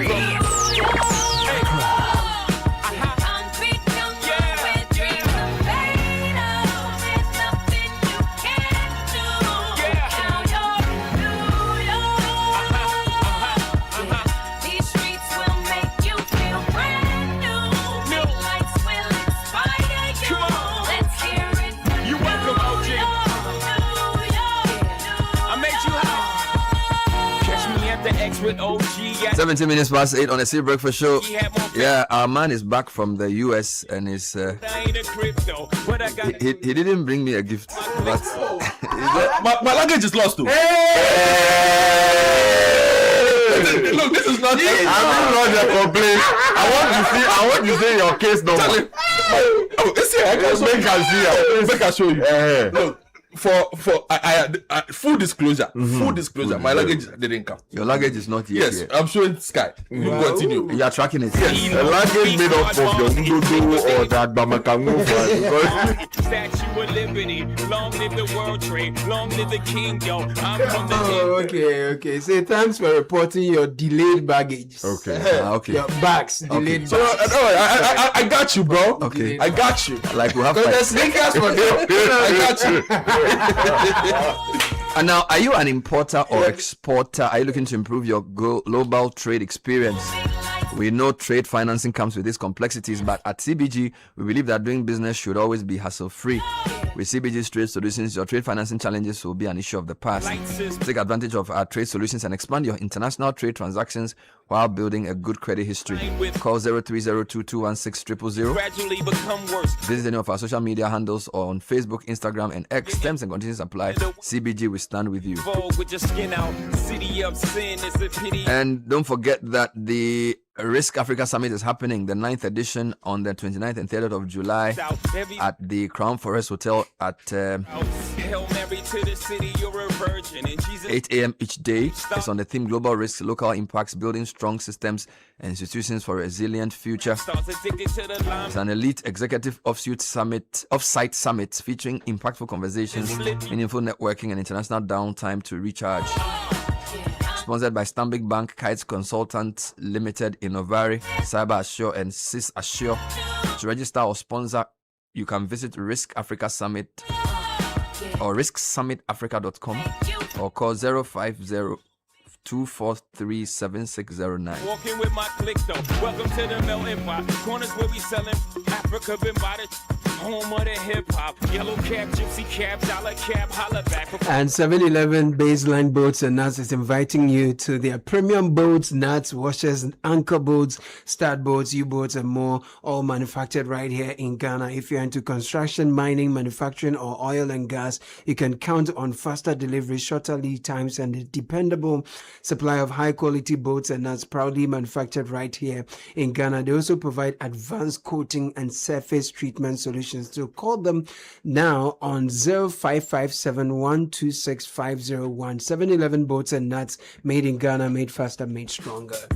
And every dream has a home. Welcome to Heritage Christian University. We are at Amasaman behind the Olympic Stadium. You are assured of value-driven education that prepares you for the world of work. And our students are challenged to turn ideas into businesses. Admission is in progress for a wide range of undergraduate and postgraduate programs. So call us now on 0547-777-735. Visit our website, hcu.edu.gh, Heritage Christian University, educating compassionate entrepreneurial leaders. Yamvita infant cereal with milk is making feeding time easy and rich with 16 essential vitamins and minerals you only need to add previously boiled water. We have 3 exciting variants: wheat, rice, maize, for an amazing price of 5 cedis, 50 pesos. It's real value for money, affordable, nutritious, and convenient. Yamvita, good nutrition for a good start. Now, you've probably noticed the lights go off when you least expected. Plans interrupted, businesses forced to pause, and homes left in the dark at inconvenient times. Translight Solar is here to help you.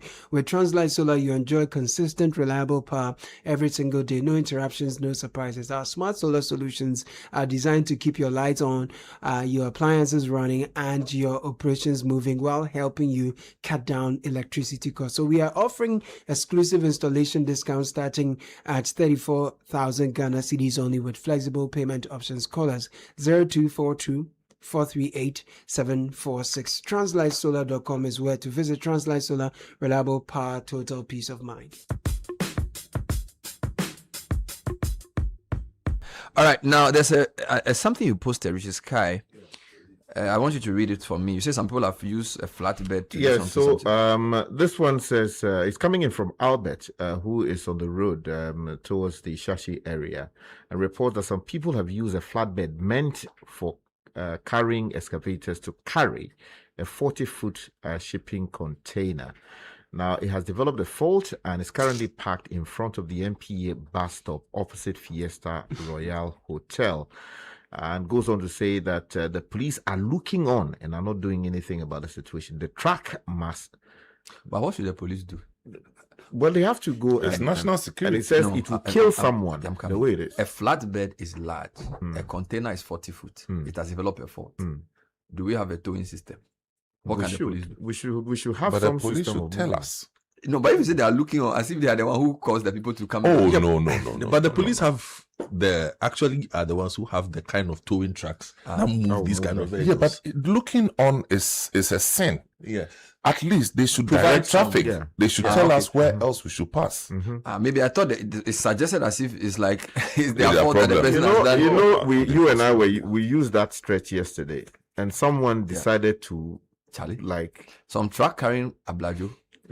Plantain decided to reverse. So basically you are driving from, I don't even know the name of the place anymore, this our side towards the DSTV office, which is the overhead. Yes. I think the guy had wanted to bear right to go to Abeleng Pejo, and then he sort of decided he had forgotten, so he went straight. Then he decided to dangerously just move out of a middle lane to the right lane, and he was going very slowly. He has a huge truck, and then he now wants to reverse.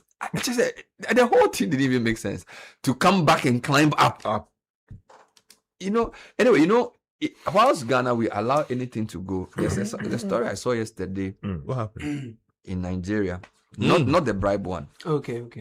You mean they have some good stories? Yeah, it's an interesting one. So this was our cousins. This was in Monday's graphic. Yeah. Okay. Nigeria Senate approves fine for hawking and preaching in vehicles. Ghana and Nigeria, like anything goes republic. Yeah. But I feel like Nigeria sometimes even tries to clean up a bit. Yeah, I think that anything goes. Ghana is more anything goes than even Nigeria. Yeah. So now the Nigerian Senate has approved the Federal Road Safety Corps Amendment Bill, introducing stiffer penalties for several traffic-related offences, including a proposed 50,000 naira fine for anyone convicted of hawking, trading, or preaching inside commercial vehicles. So inside a commercial vehicle, hawking, trading, or preaching in a vehicle. The legislation, which has been forwarded for presidential assent, also recommends a 50,000 naira fine, 6 months imprisonment, or both, for motorists who refuse to cooperate with Federal Road Safety Corps officials during roadside breath tests carried out on reasonable suspicion. Passed by the upper chamber on Thursday, the amendment seeks to strengthen road safety enforcement by increasing sanctions for traffic offences and promoting better compliance with road regulation across the country.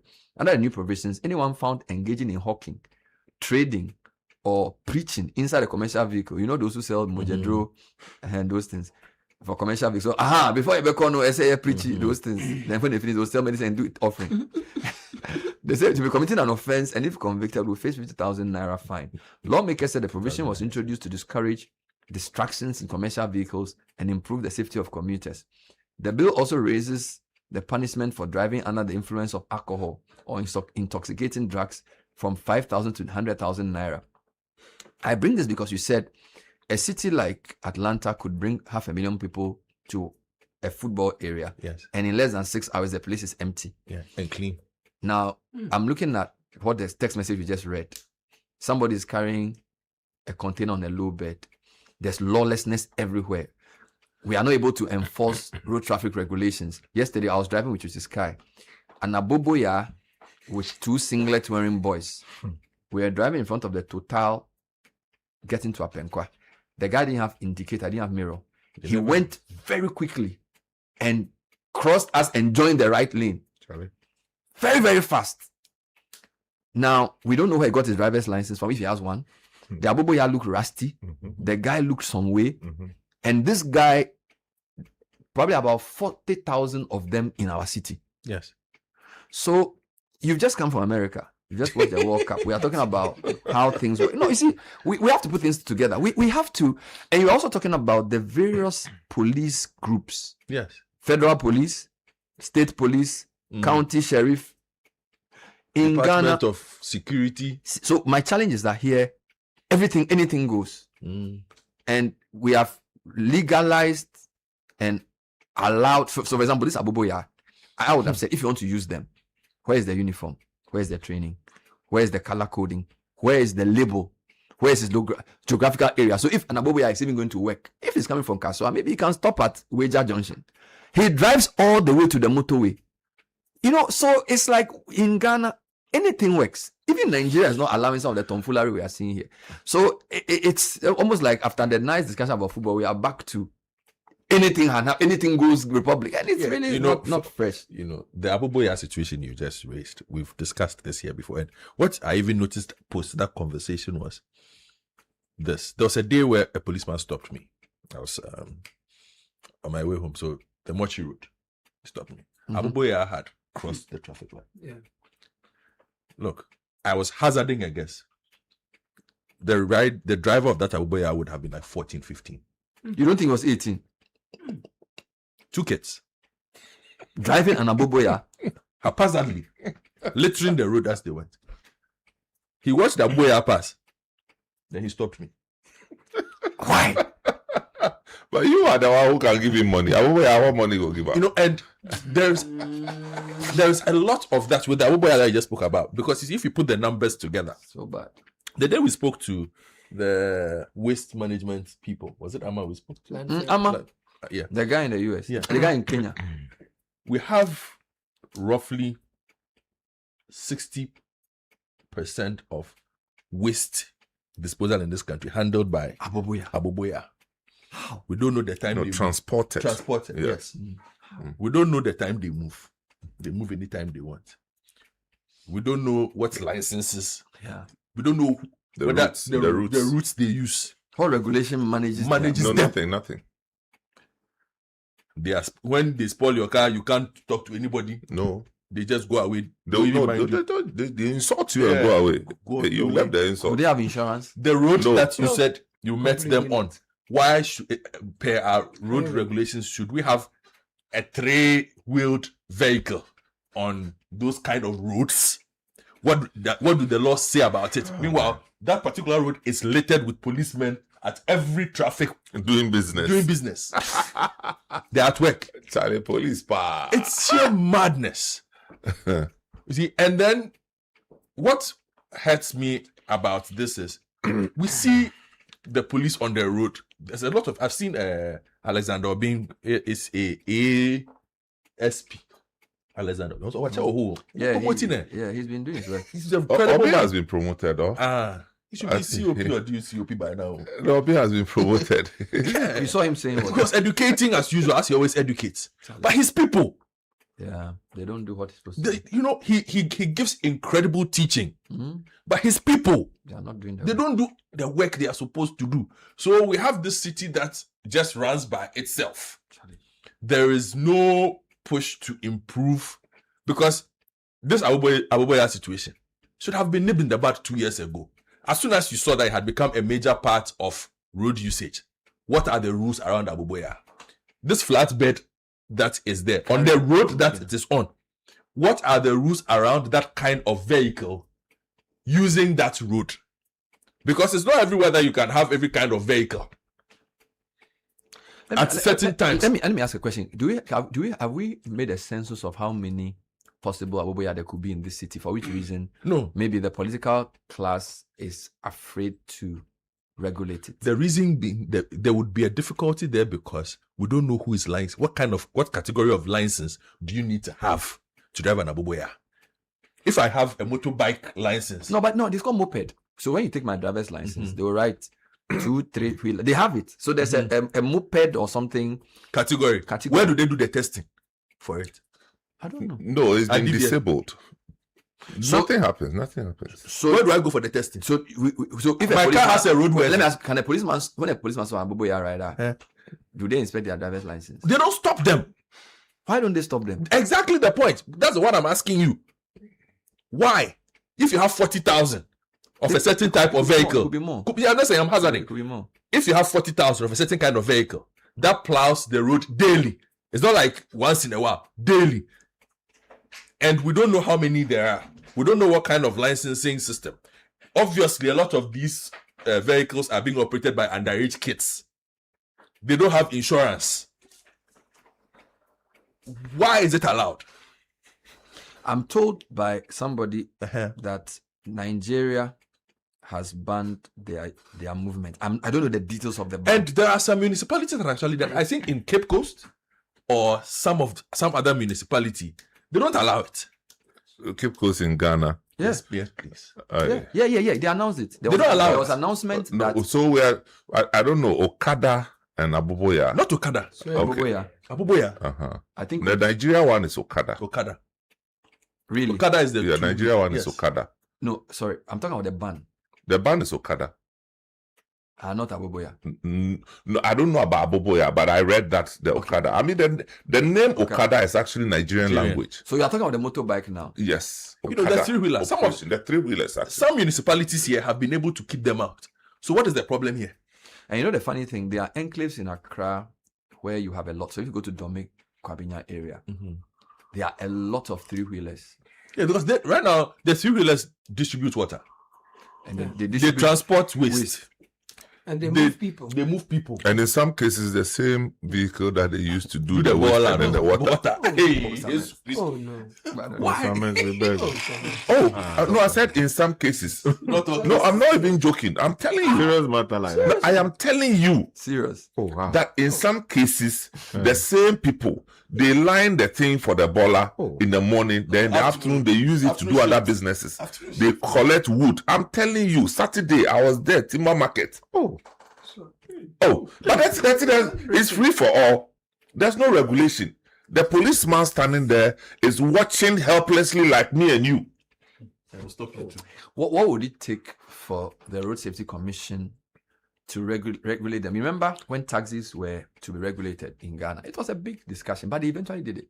They said they were going to give them localities to move in. They were going to write their numbers. The Road Safety Commission, as we know now, all they need is executive support to do it.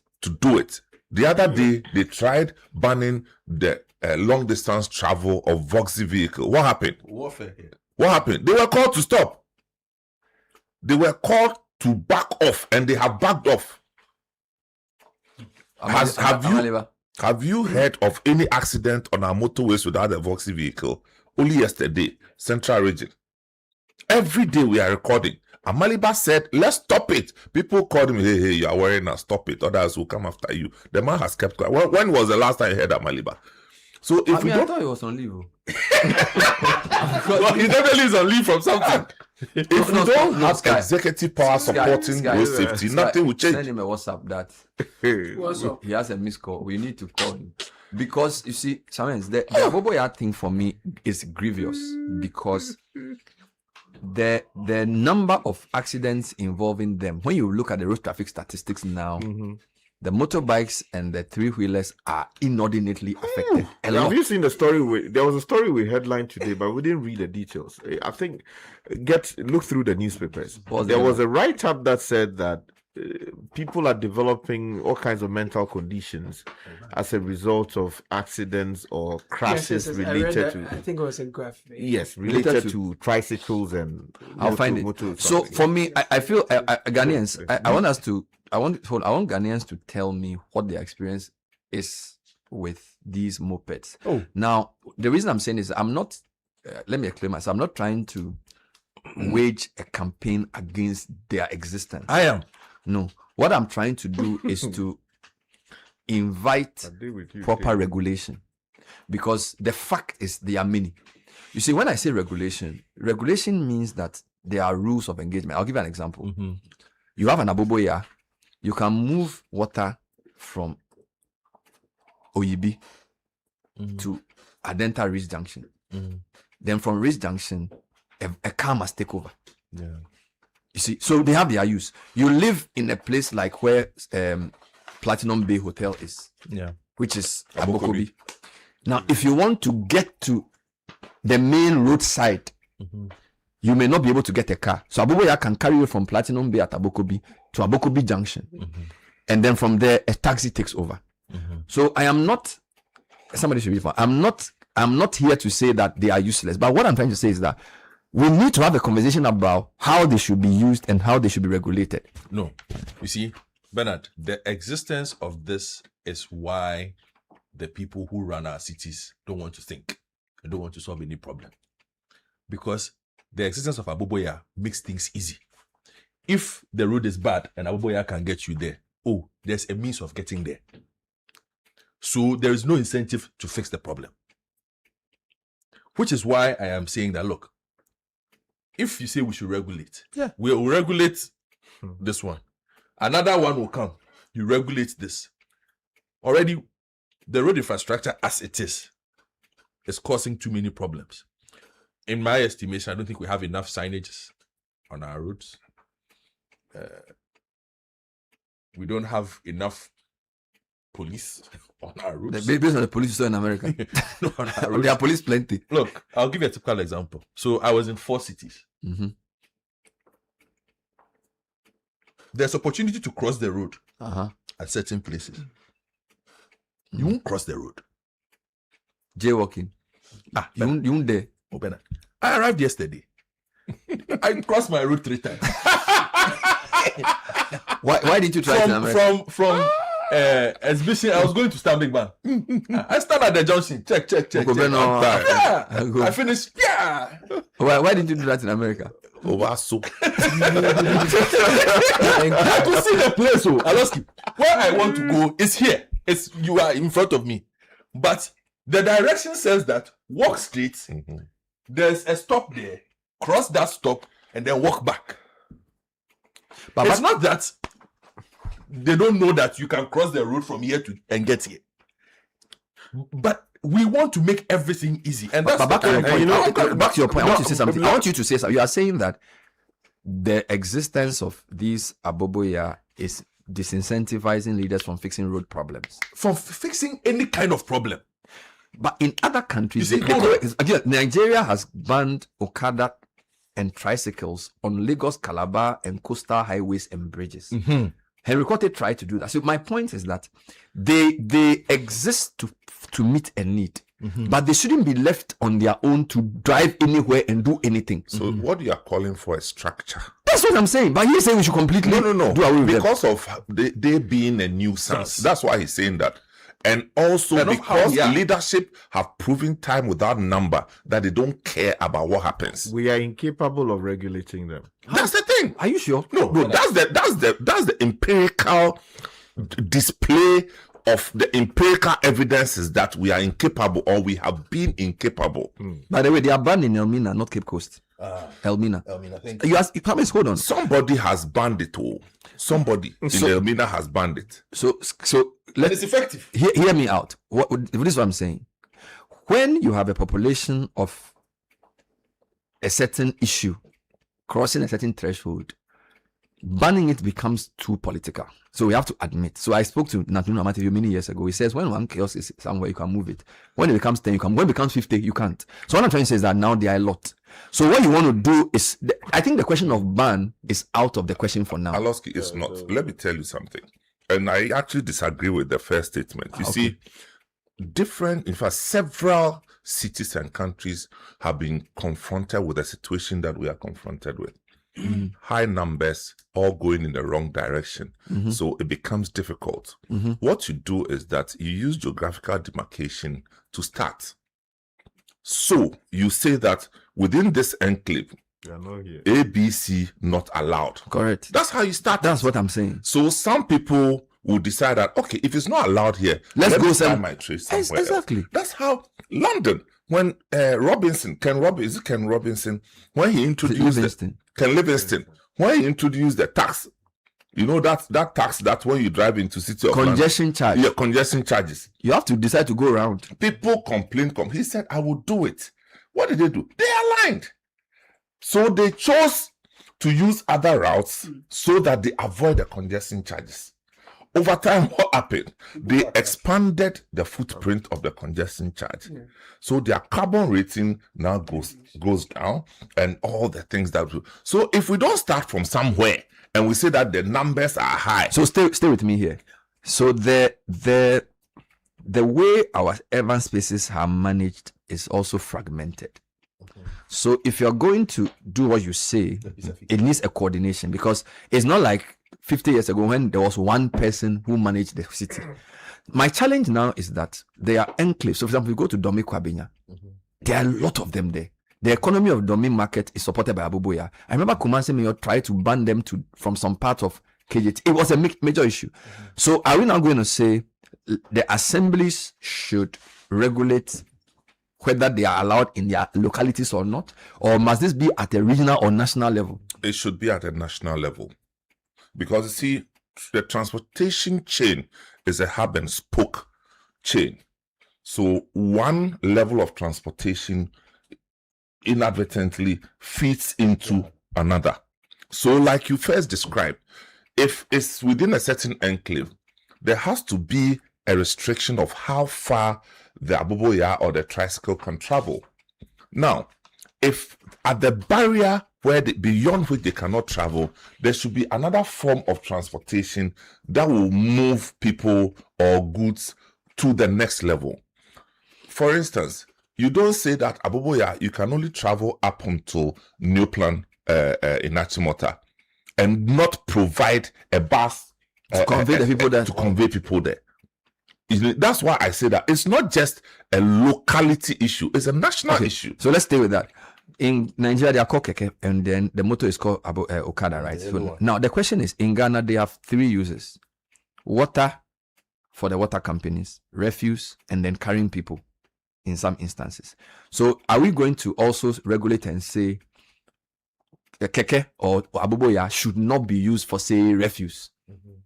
So is it more sensible to regulate it from functionality, to say that, okay, waste management in Ghana, we are phasing out using Abuboya for waste as a way of reducing their menace in the city, just or tell the water companies that, look, from hence, Abuboya is not a safe way of carrying water.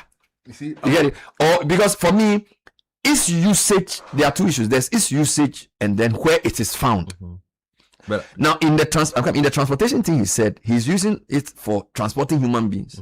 But the menace of Abuboya in our city is much more when it carries bola and water, not even when it carries people. Oh, not just transporting human beings, transport generally. Bernard, Bernard, look. Okay, fine, but let me read the story so that at least it helps the discussion. So this story is published by the News Center. Meanwhile, I want Amaliba, so put him on. It says, unsafe Okada riding fueling brain trauma crisis. This according to an expert. Good. So the story says Ghana is facing a growing public health emergency as unsafe commercial motorcycle and tricycle operations continue to fuel a sharp rise in traumatic brain injuries, with young people paying the highest price through death, permanent disability, and lifelong neurological complications.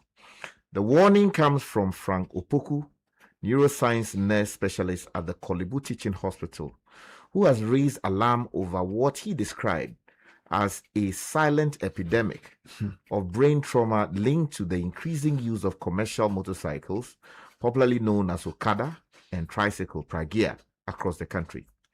Marking this year's World Brain Day on July 22 this year, Mr. Opoku said While brain health has become a global priority, Ghana must urgently confront one of the country's most overlooked causes of neurological injury, which is what? Unsafe commercial motorcycle transport. He warned that unless decisive action is taken, the country's healthcare system, economy, and thousands of families will continue to bear the devastating consequences of preventable traumatic brain injuries. There's a quote here that says, traumatic brain injury remains one of the leading causes of disability and death among young people. Yet many of these injuries are entirely preventable. It goes on to provide some other details as to what exactly is happening in the space. Talks about the growing road safety threat.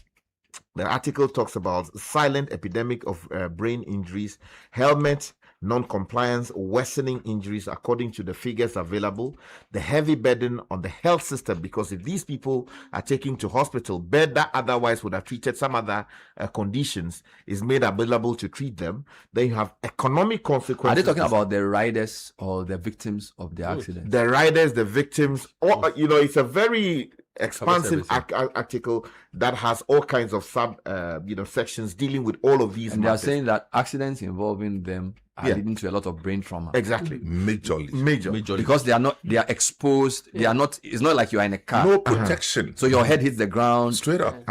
And that is just the head. People are getting maimed. They are losing their limbs. Either you lose your legs or you are losing your arm. In some cases, people are losing their eyes. In some cases, people are getting completely disfigured. Did they give statistics of what percentage of road crashes involve them? Because you need that kind of evidence to make a case. Those facts will be available. But I don't dealt see with that a lot of stories that have those facts. Yesterday we had, I read a story on City Newsroom. 3 injured after timber logs fall on 2 vehicles. I don't know if you saw it in Kumasi. 3 injured. Now see, a 40 Aboboya loaded with refuse was parked on the main Angunaga, let me say the way Kumasi, Angunaga Asukwa, the interchange. He parked the car there. He leave them for there. And it was there all day. Nobody moved it. And it parked on the outer lane.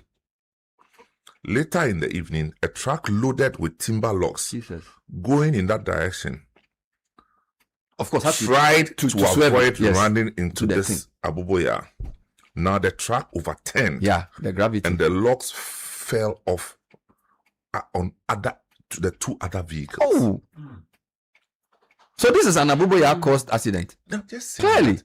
I mean, you see, this is where the police comes in. And the thing was there the whole day. The Aboboya is parked there, and the police people will use sirens and run across. I know police people when they close from work, they change from the police uniform because they say that I don't want to meet a situation where people will think that I have to come and save the situation.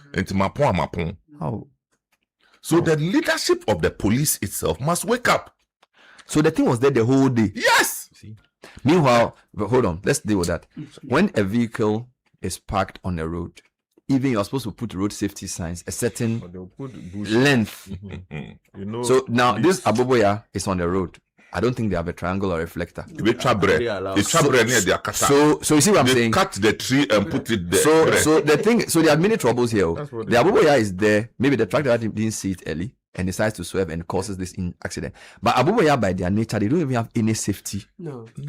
The people we saw yesterday, there was no 2 guys tail lights, speed, traffic, and they cross at speed. They wanted to climb the thing. The media. So they didn't want to wait. They just passed in front. And then the 2 of them, then they squeezed their face. And they didn't have a mirror too. No, they don't care. So and they don't. And the other ones, they don't. But you see, guys, you asked for some information. Yes. What percentage of accidents? So here's an article published just recently by the Springer Nature link, and they say epidemiology of fatal motorcycle crashes in Ghana, a 23-year study or analysis of national crash data. And this was published by Daniel Jesse, Benjamin Noble-J, and some other authors. Now, let me just give you a quick summary of what they say. The background: motorcycles are a common mode of transport in Ghana, said that in some regions, They account for 90% of all registered vehicles. Their popularity and associated crash vulnerabilities have become a significant public health issue. However, there is limited knowledge of the long-term epidemiological profile of fatal crashes in Ghana. Now, this study examines the epidemiology of fatal motorcycle crashes over the 23-year period. Now, they talk about the methods that were used. Now, the results, summary. Over the 23 years, 40,322 motorcycle crashes occurred, and 22.85% were fatal. Wow, over 20%. Yes, so 40,000. And 22% fatal. No, yes, so 40,000, 22% of them. That's a high fatality rate. Fatal. Now, fatal crashes have increased with an average annual percentage change increase of some 4.71%. Wow. And 60% occurring from 2016 to 2022. Now, the average age of the riders was 31.64 years. And 98.90% of the fatal crash riders were males, our hardworking people who should be doing something else with their energy. A greater proportion of fatality ratios were recorded in the northern parts of the country. Wow. So Upper West, the number is 36.80%. Yeah. Upper is 36.60%. And during the last 3 months of the year, so the question is what particularly happens during the last 3 months of the year, which was 28.97%. Now, the day of the week, time of day, weather, traffic control, road type, rider age and sex, and collision type were significant factors associated with fatal motorcycle crashes in the country. Now, the conclusion, just a summary, it says the findings emphasize a significant public health burden from motorcycles, particularly over the past 10 years. Targeted interventions, speed control measures are needed to address the crisis, particularly as the country prepares to commercialize its use for passenger transport. This is an academic research. So there's more than enough evidence that there is an inordinate number of crashes that involves them, and their fatality is also high, and also the trauma rate is also high. And the impact on our health service delivery. A doctor who's, a surgeon, there are people who do the operations, they call them surgeons, Yeah. He just sent me. He says that on the topic you are discussing, the common feature is multiple facial bone fractures and soft tissue injuries. And this happens for all sorts of motorcycle riders, Aboboya, Pragya, all those people. Multiple facial bone structures and soft tissue injury.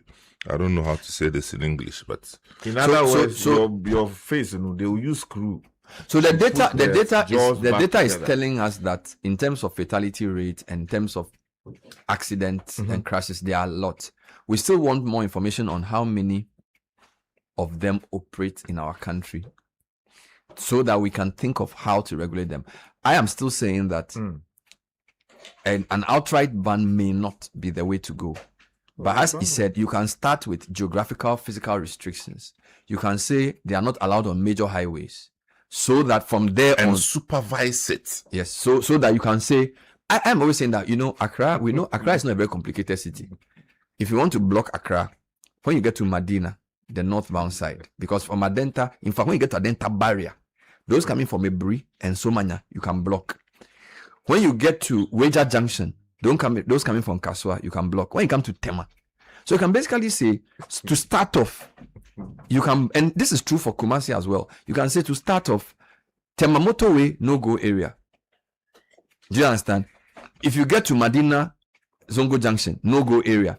If you get to Weja Junction, no-go area as a starting point, they can still operate in the outskirts because, as you know, Amasaman is growing. Community 22, Kakasuna, there are all those areas where there are a lot of rough roads where people may need them. And they are not as dangerous on rough roads as they are on highways. You get it? So for me, it's a failure to recognize that they need to be regulated. That's the problem. In Ghana, the thing I don't like about Ghana is that we wait for something to develop. Then we say, let's just ban it. And I feel like there's a long distance between regulation, structured enforcement, and banning. Okay. And of course, because Ghana can't enforce anything, we think banning is the solution to everything. Because we are not good at following through. We want to just do it and go and sleep. So in Ghana, we are very good at writing a law and then hoping the law will implement itself. Or announcing something and then hoping people will comply, which is a problem. But I'm saying that on this Aboboya thing, there are livelihoods involved, is epidemiological issues, transport issues, revenue. So it's too complicated to simply say, let's just ban it. You see, and when you say let's just ban it, you make it easy for the politicians to do a we versus them. They say, you people, you are the middle class people, you want to ban. It gives jobs to people. So for me, let's be nuanced and say, what job is that? Bro, I'm saying that who buys a Aboboya for? Wasn't the politicians? So what I'm saying that let's. Is that what we should be using our youth for? Sky, what I'm saying is that if you say you should ban it, it changes the mechanics of the debate. I think it's just the expression of frustration and exasperation from the panelists. The thing is, you are not banning it, you are regulating it. But Sky's question is, what exactly are you regulating? Are you encouraging them to use these tools, mopeds, to carry human beings? Or beyond regulation, you want to change the general structure of that industry?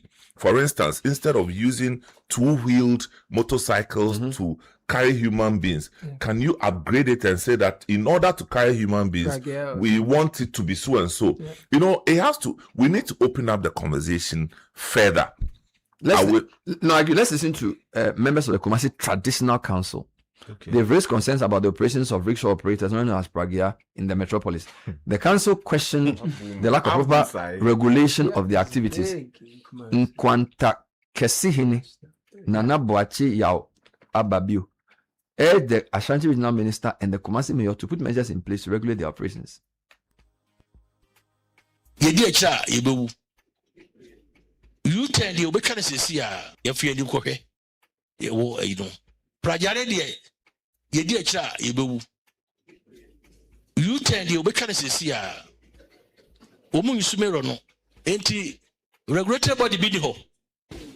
You bet my yana regular Prajafono, ya control, ya yes idea, Yajin I do. Oh, did you attend to the Befuya? Uba Benya, what's an akuma? It honorable minister, your best I say. Only Kumasi Mayo. Do do na wa Prajiano. So betmanya task force be do control mo a ebeboa ne basa no a accident na e kokko no chido so beti omu edi mu fa abosa kwa 50% no a na abu abasa 95% na je say e dey se mo ba ti mo hwe ne mutu no ho anamomaye ti mesa adamase. Well, Caleb, you see a dear chair bedding. You Bernard, you be Udina Ubana Bear. No, come on. Whatever be. I've been insulted you before, Bernard. It's crazy. I want to hear the guy again. I'll play the thing. You dear cha, you tell you, we can't see if you do okay. You know, Prajare, you dear cha, you tell you, we can't see Omu Sumerono, ain't he? Regretted body video. You bet my yana regular Prajafono, ya control mo, ya yes idea, Yajin I do. Oh, did you attend to the Befuya? Uba Benya, what's an akuma? It honorable minister, your best I say. Only Kumasi Mayo, do do na wa Prajiano, so betmanya task force be do control mo. Beboa the basa no a accident na e kokko no chido so beti omu edi mu fa abosa kwa 50% no a na abu abasa 95% na je say e dey se mo ba ti mo hwe no mutu no. The chief is saying that the accidents are confirmed, no, they are even more than half. He said somebody even said it's 90%. The doctors can't talk to us because they fear. Who are they afraid of? You don't know what's going on. They should tell us because doctor talks and then they give him leave. They don't talk. By the way, now they are carrying cows in the Pragia cow. You see that they have a way of folding the legs of the cow and then tie the cow to the thighs of the Pragia. Traumatizing the cow. The meat of the cow even tastes nice. They are carrying cows in the Aboboya. I'm telling you. By the way, what is called Aboboya in Accra is what he is calling Pragya. But although Pragya is Pragya has the top, the trees. Okay, so let's just be clear here. Aboboya is the largely blue ones, which are a bit larger. Accra is not just blue. Accra is all kinds of colors. Let's be clear what we are saying. So the Aboboya in Accra, they are used to convey water. Yeah, just like pickup. And then yeah, they have the buckets. So they are a bit larger. Yeah. Then if you go to places like Ho, Kumasi, you see Pragya, they are yellow. Domi, they are yellow and they used to sit people. So they have everything there. I'm trying to differentiate for purposes of clarity. Then we also have the Okada, which is the two. Now, if you put all three together, you have chaos. The accident frequency is higher. The rate of survival is lower because the fatality is higher because of the way they are, and also road traffic violations are more because they are not properly regulated. It's not just the regulation, Bernard. Before you get to your cause, see, the reason why I'm with Sky on the ban, you see, Samuel raises a very important point. One feeds into the other, but the point is this: the infrastructure as it is now does not support, and by infrastructure I mean the road infrastructure, does not even support. Doesn't contemplate their existence for you to even regulate. So regulate means don't let them come to town. No, but which road would they use? They will still give us some kind of road. Rough road. Is that not a road? No, but if you are driving from, I'm giving an example. If you are driving from Bernard, Platinum Bay, and you are coming to the main road, where that place is, some cars won't even go there. Hold on. You see, it's convenient for you in your mind. That's quite in here.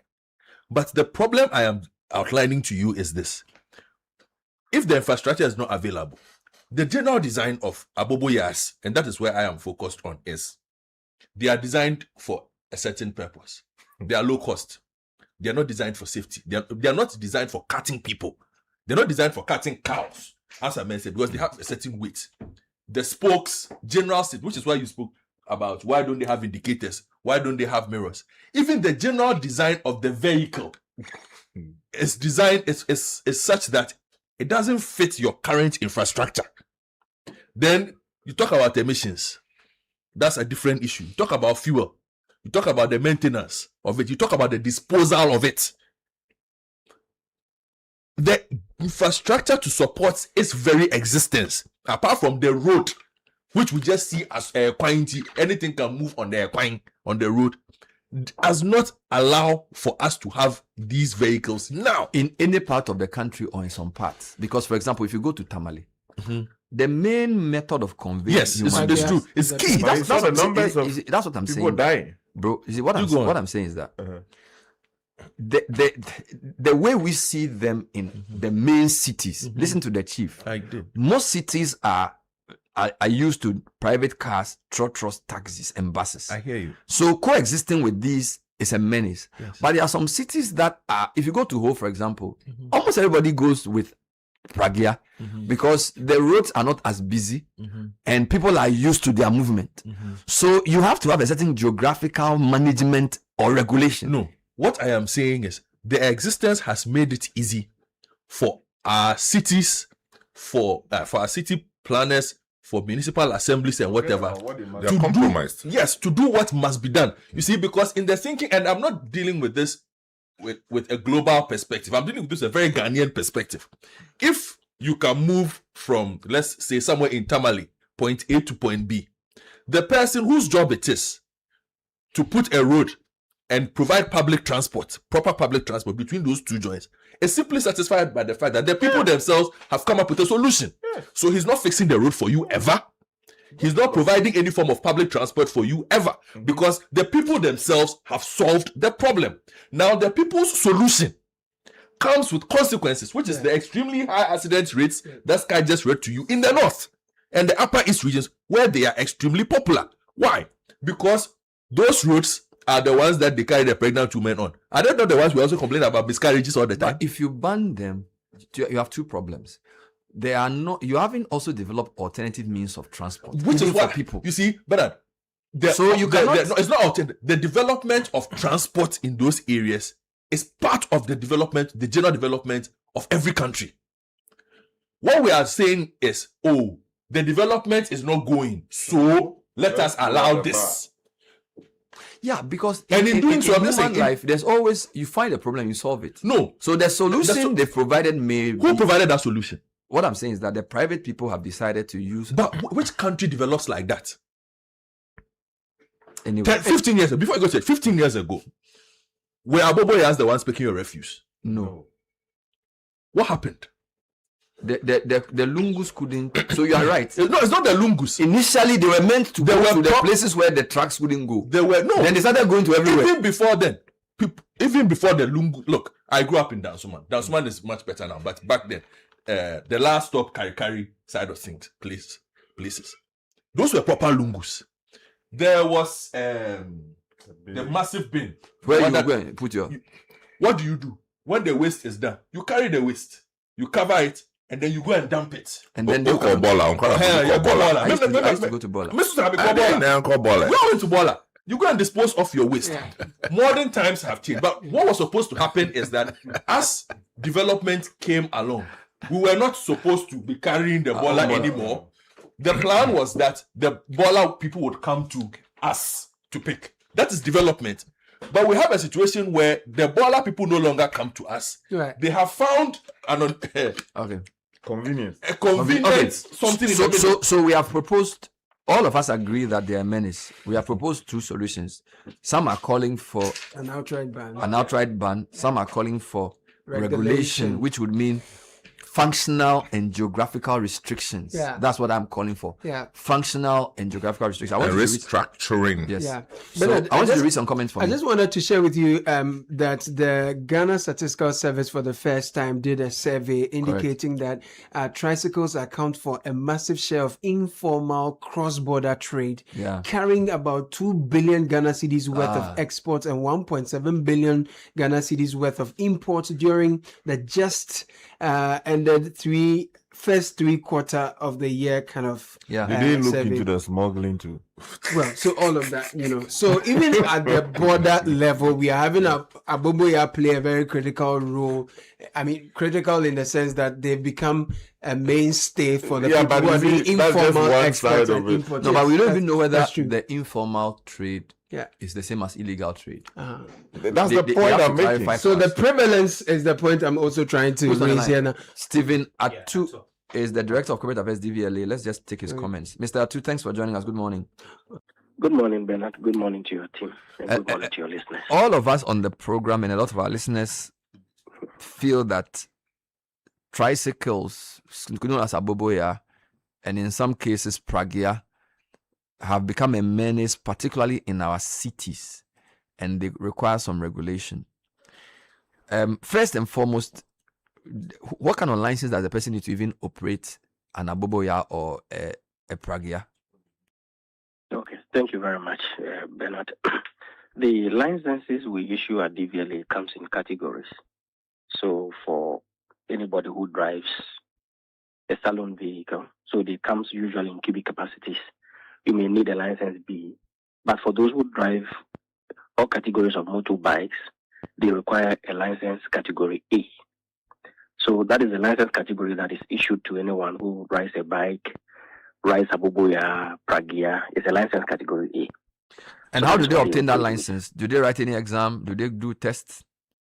Yes. So as part of our exercise, for anyone who is picking up a vehicle or a driver's license, they go through training with the authority, and then they take an exam. And then when you pass, the license is issued to you. We would all agree that people are using all sorts of means. I mean, some in the past and all of that. But what we are currently trying to do is to ensure enforcement strictly to enable or to require people to go through the entire processes.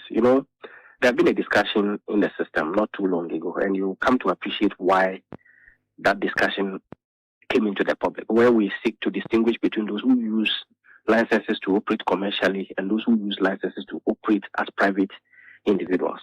So that if you come through the process and then you are issued a license to ride a private motorbike, we cannot see you using it for a commercial purpose, because the law has also been amended though enforcement has not begun for the commercial operation of motorbikes like Okada that we know about. So this is to just help law enforcement that when they see you on the streets and then they do an inspection as part of their enforcement and they realize that you are using the wrong license for the activity you are undertaking, then the law can take its course. All right. I wanted to ask, you said to drive an Abubuya or a Pragia, you need category A license. Yes, please. So do you do special exams and do you do driving tests? Because when I'm going for my driver's license, I write an exam and I do a test. So yes. do you do, so if I come to DVLA today, will I see people doing test drive Abubuya that you are watching their driving to give them the driver's license, the Abubuya license? So this is what has been the case.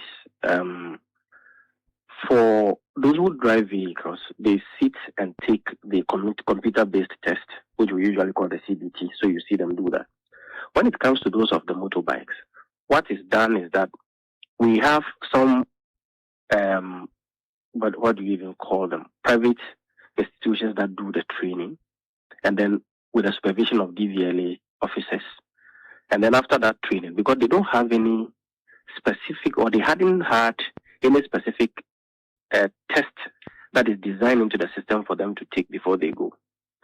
What we've done currently, which we are concluding upon, and that is those things are going to be done and rolled out before the commercialization of motorbikes. The team has put together a model.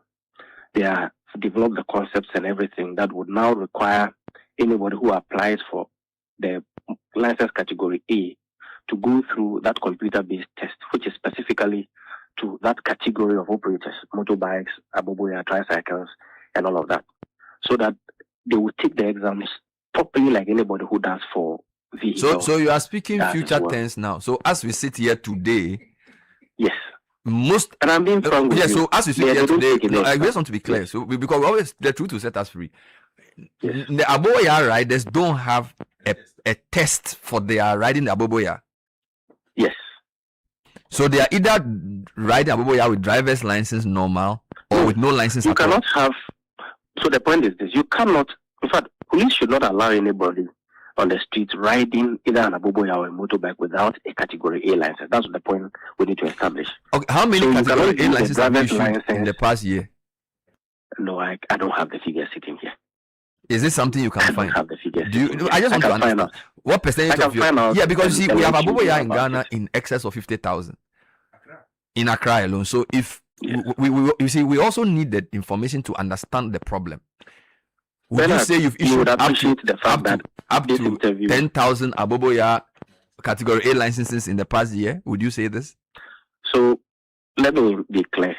You know, this interview was just arranged a while ago. So these requests I didn't know about. So what I would do is that I would follow up and then I will get access to that information. I can share it with you. But the point I'm emphasizing is to the effect that you cannot be seen riding a motorbike with a driver's license. That is not done. The same way you cannot be seen driving a vehicle with a motor license category A. No, not at all. So if law enforcement should see anybody riding without a license, that is against the law. They should be able to arrest that person. And so you give it that. But let's stay with this. When I bring my vehicle to you, you do a roadworthiness test, and you decide that the road is worthy to drive on the road. Do you do Abubuya roadworthiness test too? Yes, they do. They do for Abubuya, and they equally do the roadworthiness as well. You see, the motor area, like your discussions have really exposed, the regulations in that angle are weak, no doubt about it. And again, if people are licensed to operate within certain areas, you know, DVLA cannot go and restrict your operation and say you are supposed to be here or there. I mean, these are matters that assemblies can actually reach a decision on and say that we don't want to allow you to ride on a highway, because even though those discussions have been had in the public space, people are flouting them. And obviously it's not DVLA that is going to do that. You know, the work we do within this transport sector is a multi-agency. All right. So, you have the LTTD, you have I'm asking the question because DVLA as well. When I bring my car to DVLA for roadworthiness, you check my light, you check my mirror, you check my brake, and you make sure I have a triangle and all those things. So when I bring an Abubuya to you, what do you check? So the technical officers equally check for, they equally need to have headlamps. They equally need to have good tires under them. They must be in pristine condition to be able to function on our roads. But look, you see, the point is, because a lot of vehicles have been registered or motorbikes have been registered manually, it is a bit difficult for you to even be able to keep records of their activities as and when, or whether they've gone to do that or not. Looking forward, we are saying that we're introducing new smart license plates that allows the system to be able to monitor clearly RFID embedded chip, whether this device that has been issued with this number plate has been responsive on the road or not. Now, we've noticed some of these defects, for which reason in recent times reforms are being undertaken so we can arrest some of these things. And so some of these discussions we are having exposes the Ghanaian public to the seriousness of the challenges we have, such that when the authority now communicates and say, we're dealing with this, ensuring that we have adequate security, we have lives protected on our roads, then people can then come to appreciate and then accept some of the reforms that we are I can tell you, based on observation, that over 90% of them don't even have mirrors. Then they don't have. I wouldn't dispute that. And so the question is, does DVLA enforce, or you just give the license? So can DVLA send a task force to say, we are going to Okanshi today to find Aboboya who don't have roadworthiness, and we are going to arrest them? Do you have the power to do that? So yes. What we do is that in order to be able to cause an arrest, you have to do that in collaboration with the MTTD. But then if it is issue of enforcing, say you don't have a license, or you have a license that has expired, and so the DVLA officers would now have to flag you in the system so that we can deal with it and get it resolved for you. But in order to be able to make an arrest, they can do that in collaboration with the police, so that when the arrest is made, the police takes you through the process. They take you through the courts, and then if you are supposed to be fined, you get a fine slapped on you when you pay. So we have a compliance team, but I mean we are not. But you can't do it on your own. Exactly. So finally, how do you think? I don't even know how to even ask you, because the evidence is clear that in terms of percentage of crashes involving them, high, fatality high, trauma high. So, I don't know what DVLA can do. Are you even the person I should be talking to? I should be talking to somebody else. So let me be clear. I indicated that there was an amendment in the Road Traffic Act itself, which now would regularize the commercial operation of motorbikes. So what we are going to do is that our new registration system, which will roll out in January, we will start the piloting in due course somewhere by next month. We would ensure that we now distinguish between commercial operators and private operators. That is clear. We're also going to ensure that we distinguish between license holders who are using licenses for commercial and for private operation. That is the starting point. Once the person has that license and has the number plate indicating the category, then whatever they do on the road, they fall within the law enforcement officers, who are the MTTD officers, to be sure that they do what they are supposed to do. This exercise is being done in collaboration with the National Road Safety Authority as well. And they are also expected to do public education on the right and safer practices on our roads, so that when the person takes a license, he takes his bike that has been registered by DVLA, he knows what he's supposed to do. If he breaches the law, then the police is there to deal with it. So it's a multi-sector thing, but we are responding. We're going to do what we have to do as an authority by distinguishing and giving this clear distinction between the operators, and then we expect that the other parties within the transport space will also help. Then thank you. The media will also bring. So I'll be waiting for information on how many Category A licenses have been issued in the past year, so we can compare that to the others. Thank you, Stephen. Attah is the Director of Corporate Affairs. Caleb, there are lots of comments on this. Just read a few for me. So many. This one, for example, says, my name is Evans Asamoah J, Resilient City Advisor for the AMAC 40 Cities Climate Leadership Incorporation. Now, the informal waste collectors using tricycles in Accra contribute 50 to 58% waste collection citywide. Check from AMA. AMA has done a lot to integrate them into the waste management system. Banning the operations in the major cities in Ghana will cause more harm than we can think of, especially in the waste management sector. We must integrate them in order to regulate. Now, with the Aboboya issue in Cape Coast, they are not allowed to cross the Pedu junction. Both North and South Cape Coast ends at the junction, but don't cross the main road at Pedu. Robert sent that from Spenchex. Good morning, Bernard and team. The tricycle that transports people is called Pragea. The Aboboyas are mostly used to transport goods. Mimi sent that from Pukwas. Mimi, thank you. Hello, CBS. We need to properly regulate the use of these three-wheelers, especially the refuse carriers. Last week, I counted 5 spots on the median between the Tema Motorway interchange and the TT Brothers traffic light where refuse had been dumped by these refuse carriers. Our authorities must wake up. Kofi sent that from Tema. Loads of other messages. Shine your eye when someone calls claiming to be from your bank. Fraudsters can sound professional, confident, convincing. They may even ask you to confirm your account details to help resolve a supposed problem or secure your account. Remember, no bank will ever ask for your PIN, password, or OTP over the phone, email, or elsewhere. These are your secret and personal credentials.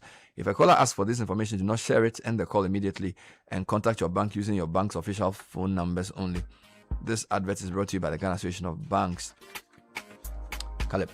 The Lexus University College is inviting you for a world-class education, market-driven professional qualification. Come by our campus. We are Tema Community 25 Peace B Junction, delexusuniversity.edu.gh. That's the website where you can apply. Also check out our courses, undergraduate programs, BSc Nursing, Cybersecurity, and Digital Forensics.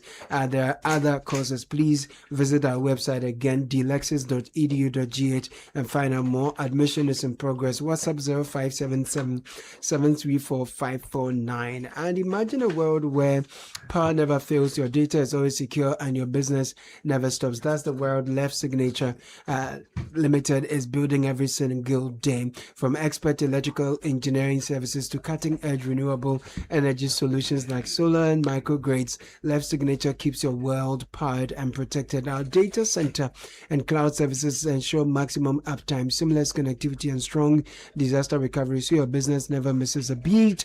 We deliver custom applications, ERP systems, AI-powered solutions. So download the LEP Power app from Play or App Store now. 02561111811 is the number to call. Leftsignature.com is our website. Locate us at Lashibi North Celebrity Estate. That's where our office is.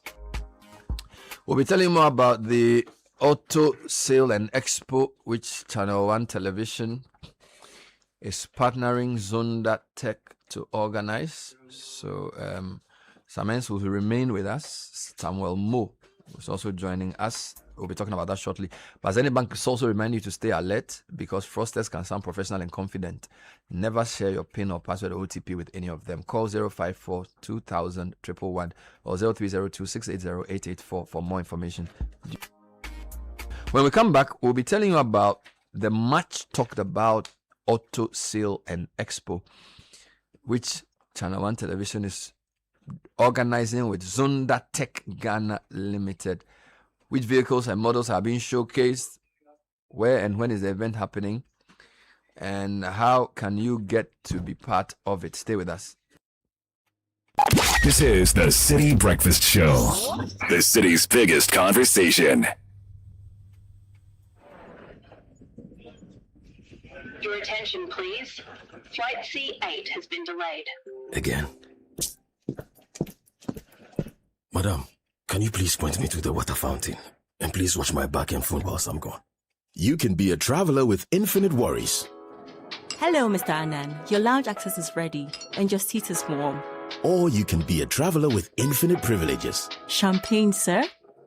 Original the drink. Choose EcoBank's infinite privileges with an EcoBank Visa Infinite card. Access airport lounges worldwide, fast-track services, best-in-class daily limits, and enjoy other exclusive travel and lifestyle benefits. Infinite privileges await. EcoBank, the Pan-African Bank. Admissions. This August, begin your future at Valley View University, the only university that gives you more than a degree. The 2026-2027 academic year begins at all our campuses, Oibi, Kumasi, and Techiman. At VVU, our holistic education builds character, nurtures faith, and prepares all students for real impact in the world market. Our alumni are excelling in fields such as computer science, biomedical engineering, nursing, midwifery, education, communications, business administration, agriculture, agribusiness, theology, and more. Choose VVU. Learn with values, lead with confidence, and serve with excellence. Admissions are open for the September 2026-2027 intake. Apply now at admissions.vvu.edu.gh. VVU, excellence, integrity, and service.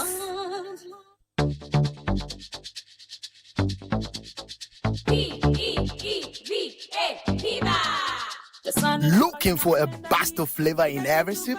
Discover the refreshing taste of Piva beverages. Enjoy the classic Piva Cola flavor, perfect fit anytime. How about a fruity adventure? Try our delightful Piva orange fruit drink packed with recognized citrus flavor. Craving something exotic? Our Piva cocktail fruit drink brings the tropics to you. For a sweet and juicy treat, grab our grapefruit drink and don't miss out on the refreshing Piva Tangerine fruit drink, bursting with tangerine flavor. Piva Cola, Piva Orange, Piva Cocktail, Piva Grape, Piva Tangerine. Grab yours today. Available now at your local store. Call us on 055-00-322-31. Piva, a taste you love. This advert is FDA approved. P for Piva. HR is evolving. Are you ready?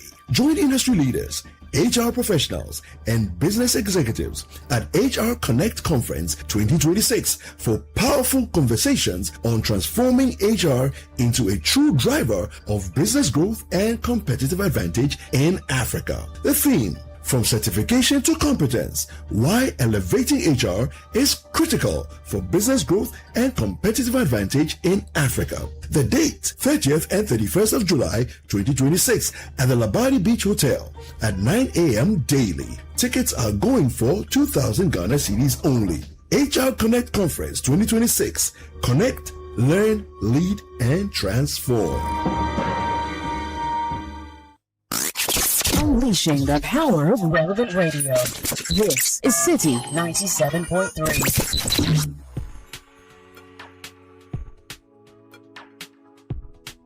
All right, so you've been asking us about the auto sale and expo that Channel One Television is organizing with Zonda Tech Ghana Limited. So I've asked Amens to remain, and another Samuel has also joined us. So Samuel Mo and then Samuel Attah-Mensah.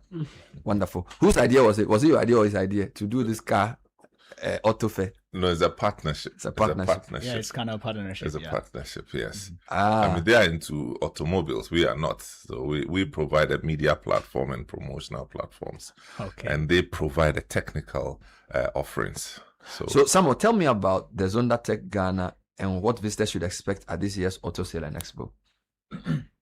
Okay, so for our visitors, first of all, we are very welcome for all the visitors they come in here. Okay, so visitors can expect a one-stop experience of our full range of the vehicles, including the SUVs, pickups, and MPVs, as well as the heavy-duty trucks and engineering equipment. Yeah, and this event also serves as a preview for our TV, our TV show, around on August 13th and the 14th, and all the guests, they are all welcome, and we will give you exclusive purchase discounts available for both family and business customers. Yeah.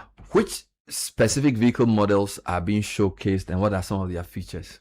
We're always saying that no matter what your budget is, you can get your car from our Zonda Tech Ghana Limited. And during the events, we are showcased about our popular models, including the Avle Julian, Tico 7, and the wide range of the electric EVs, as well as the pickups, MPVs, and a lot of the cars we are just mentioned in in the last question. And also our vehicles comes with premium comfort, wireless charging, and smart large screens, panoramic sunroof, and other intelligent features. Yeah. Meanwhile, we offer high quality products at the most affordable price. Yeah, suitable for family, logistics, construction, and various business needs. I didn't know you were including EVs, so we will see electronic vehicles. Yeah, on the day. That's interesting. Definitely. So when and where is this happening? And are there any numbers to call for more information? Okay, thank you for your question again. So basically for our auto show, the time is August 13 and 14. And also the location will be at Zongdatech Jiulu showroom, which is our most luxury automobile showroom like that. And also if you are very interested about our vehicle and want to get some more information in advance, please kindly call 050-177-2222.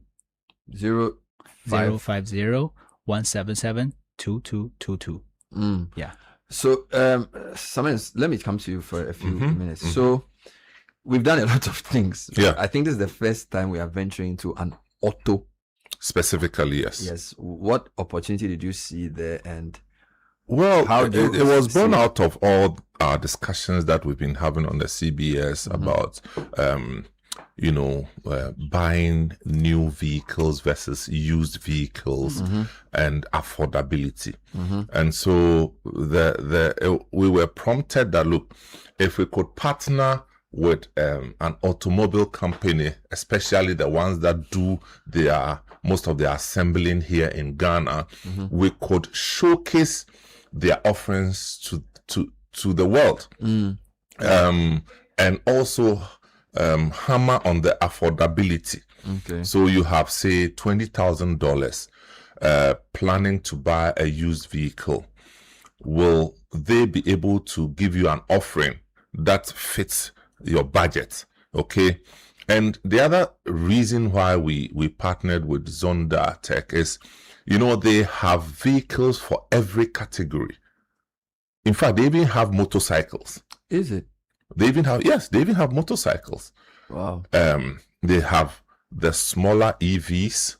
They have the mid-range EVs. They have the SUV EVs. And then they have the hybrid vehicles of all types. So from smaller engines to mid-range engines to high engines. They have the, all sorts. So they have EV buses now. Or they have EV trucks. Which they launched last week, correct? Yeah, just last week. Yes, they have EV trucks. Wow. So what I'm saying is that they give a full cycle offering for all types. So we thought, okay, once we partner them, we'll be able to tell our story better. And so that's why on the 13th and 14th of August, we are all gathering at the Jiulu showroom. The one this year? Yes, on the N1 of Zongdatech, where they will actually take us through the profiles of all the vehicles. They'll give every car an identity. Every car an identity. Wow. And they do have a lot. You understand? So the invitation that we are throwing out is to first families, individuals, institutions, associations, logistics companies, and then beyond the exhibition and the showcasing of the vehicles, we are also going to have the financial services companies, the banks there, the insurance companies there. Because you see, people may want to buy, they don't have all the money ready. The banks are offering their purchase facilities, to help people do the acquisition. So it's a full stretch of services, showcasing, exhibition, the clinics. You're going to have the clinics telling people, especially about the EV offerings, how to and then they will have a restricted driving experience for specific models. A restricted driving experience. Yes, driving experience. Okay. So people who show reason why. Okay, people who show cause they want to buy. and they want to feel the car. Yeah. You know, we will give you that experience. I mean, it's just what it is. You are not going to drive it yourself. They have a driver on standby who will give you that, you know. Okay. So it's a 2-day event, and 13th and 14th. Let me ask a couple more questions. What after-sales services and warranty packages do customers receive when they buy a vehicle? Okay, thank you for your question. About after-sales service and warranty, for example, we have the latest launched car. It's called the Cherry Hamler pickup. For example, this car we can give like a 5 years and 200,000 kilometers warranty from the factory directly. Yes, and also rest of the vehicles we can give 5 years warranty and 150,000 kilometers. Yeah. By the way, for the after-sales service, this is most of the people they are worrying about if they are buying a car from any other place. But for us, okay, we have the nationwide covered, like the 9 branches around the whole Ghana. And each of the branch, we can do the after-sale service, like the regular maintenance and spare parts change. Yeah. You have 9 branches across Ghana already. Like Sunyani, Tamale, and Takoradi, those kind of place, central region from Takoradi to Accra, anywhere else. Wow. You can see 9 us. outlets. Yeah. Wow. So what final message do you have for viewers and listeners, and how can they participate in this event? Okay, so welcome to join us on August the 13th and the 14th for our TV Auto Expo with our Channel 1. Yeah. And with test drives, consultants, and exclusive offers available, we are all on the site. As a company, deeply rooted in Ghana, we are committed to our social responsibility by creating jobs, training local workers, and build trust within the community. Because we build in Ghana and we also build in Ghana. Thank you for your support and God bless us. Hotline is 050-177-2222. Let's say it again, 050-177-2222. We're looking forward to see you soon. Thank you. Sometimes when I post the car, the flyers, you mean, everybody is asking me how much. Oh, really? So even right now, I just posted the iQua V23. Yeah, the iCar, iCar. Yeah. And somebody wants to know how much it is. Oh, I mean, they can call the number that he's, you know. Or the number on, so they can call the number to check. Yes. But you can also give me the amount so that when I sell, I'll get a commission. So why don't you give me? No, this place is roadside. No, so because when I post it, people are asking me how much.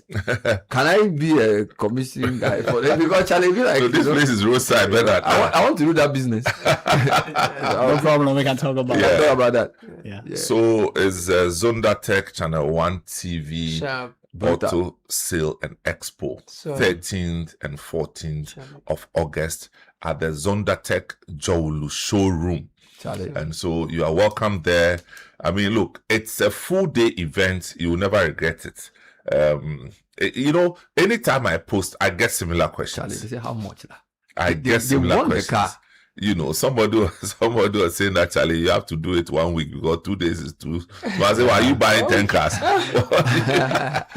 Thank you very much, Samuel Attah-Mensah and Samuel Mo. Okay, you're welcome, sir. So it's 13th and 14th August. But we'll be there, right? Yeah. We're actually carrying the first part on TV. That's why he keeps referring to it. If you don't put us in a car, I won't do it. No, but you drive one already.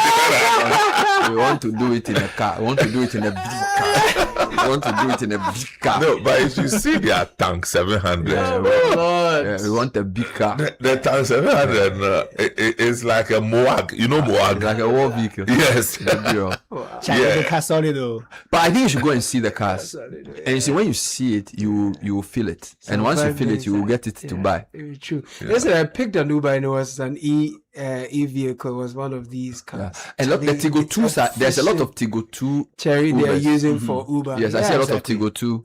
How much is the Tigo 2 selling? The Tigo 2 right now we are going for the most affordable price than ever. So please kindly call our mention hotline. that money. Stay good.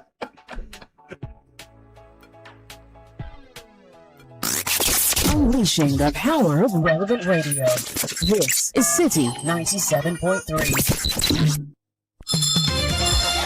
There comes a time in every young guy's life when something changes. The girls in your class, they're not as loud as you thought, and not as annoying either. Wow, their voices sound different now, almost nice, and somehow you actually enjoy spending time with them. You don't know when it happened, you don't know how, but suddenly you're always looking for an excuse to spend time with them. Luckily, some things make it easier. Kwaku, can I have some of your Munchie chocolate chips cookies? Hey, you! Start the moments that matter with Munchie chocolate chip cookies and experience the unmistakable crunch of chocolatey joy. Munchie! This advert is FDA approved. Hey, who dey brass? We dey brass them. Hey, who dey brass? We dey brass them. Hey, who dey brass? We dey brass them. Brass your teeth. Brass your teeth every day and night.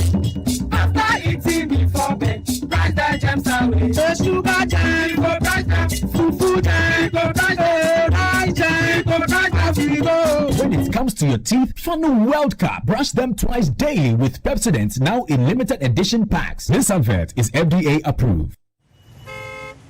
Oh, not in a traffic is what point to Driver, police phone insurance. Hey, my insurance will be on point too. They just arrested someone whose insurance expired last month. Now, dear, last 2 years, and you're still going. Hey, where will I pass? Let me park and now come and wait. Oh, Asa, you dey hide. Just walk into the store and get the new Hollard Insure Pack. Don't be caught wanting. Hollard Insure Pack is now available at select Malcolm stores and Shell shops nationwide. Just pick one app and the shop attendant will give you the instruction manual. Follow the instructions to complete the process. Araba Hollard will instantly send your policy document and insurance sticker straight to your WhatsApp. For more details and inquiries, call 020-546-3696 or 056-111-2777. Bruh, what's up? Driver, where's your insurance? Hollard Insure Pack, boss. Bought it at the Malcolm store right there. Instant. Hey, why lucky for Hollard Insurance? Hollard Insure Pack. And you're too easy.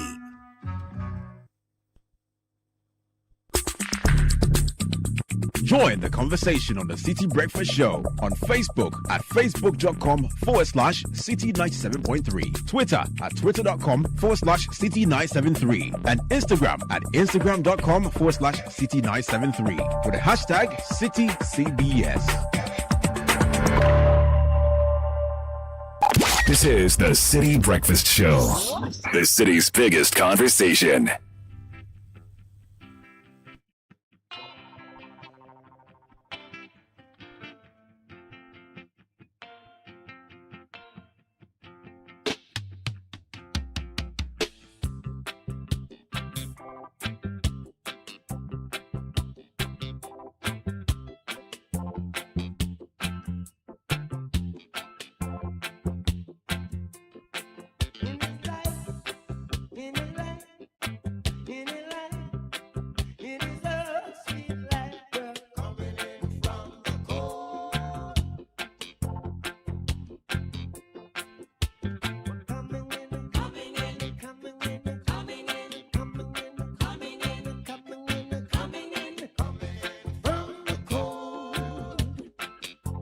And this is dedicated to Godfred Akoto. He's actually coming in from the heat, not from the cold, but he's coming back.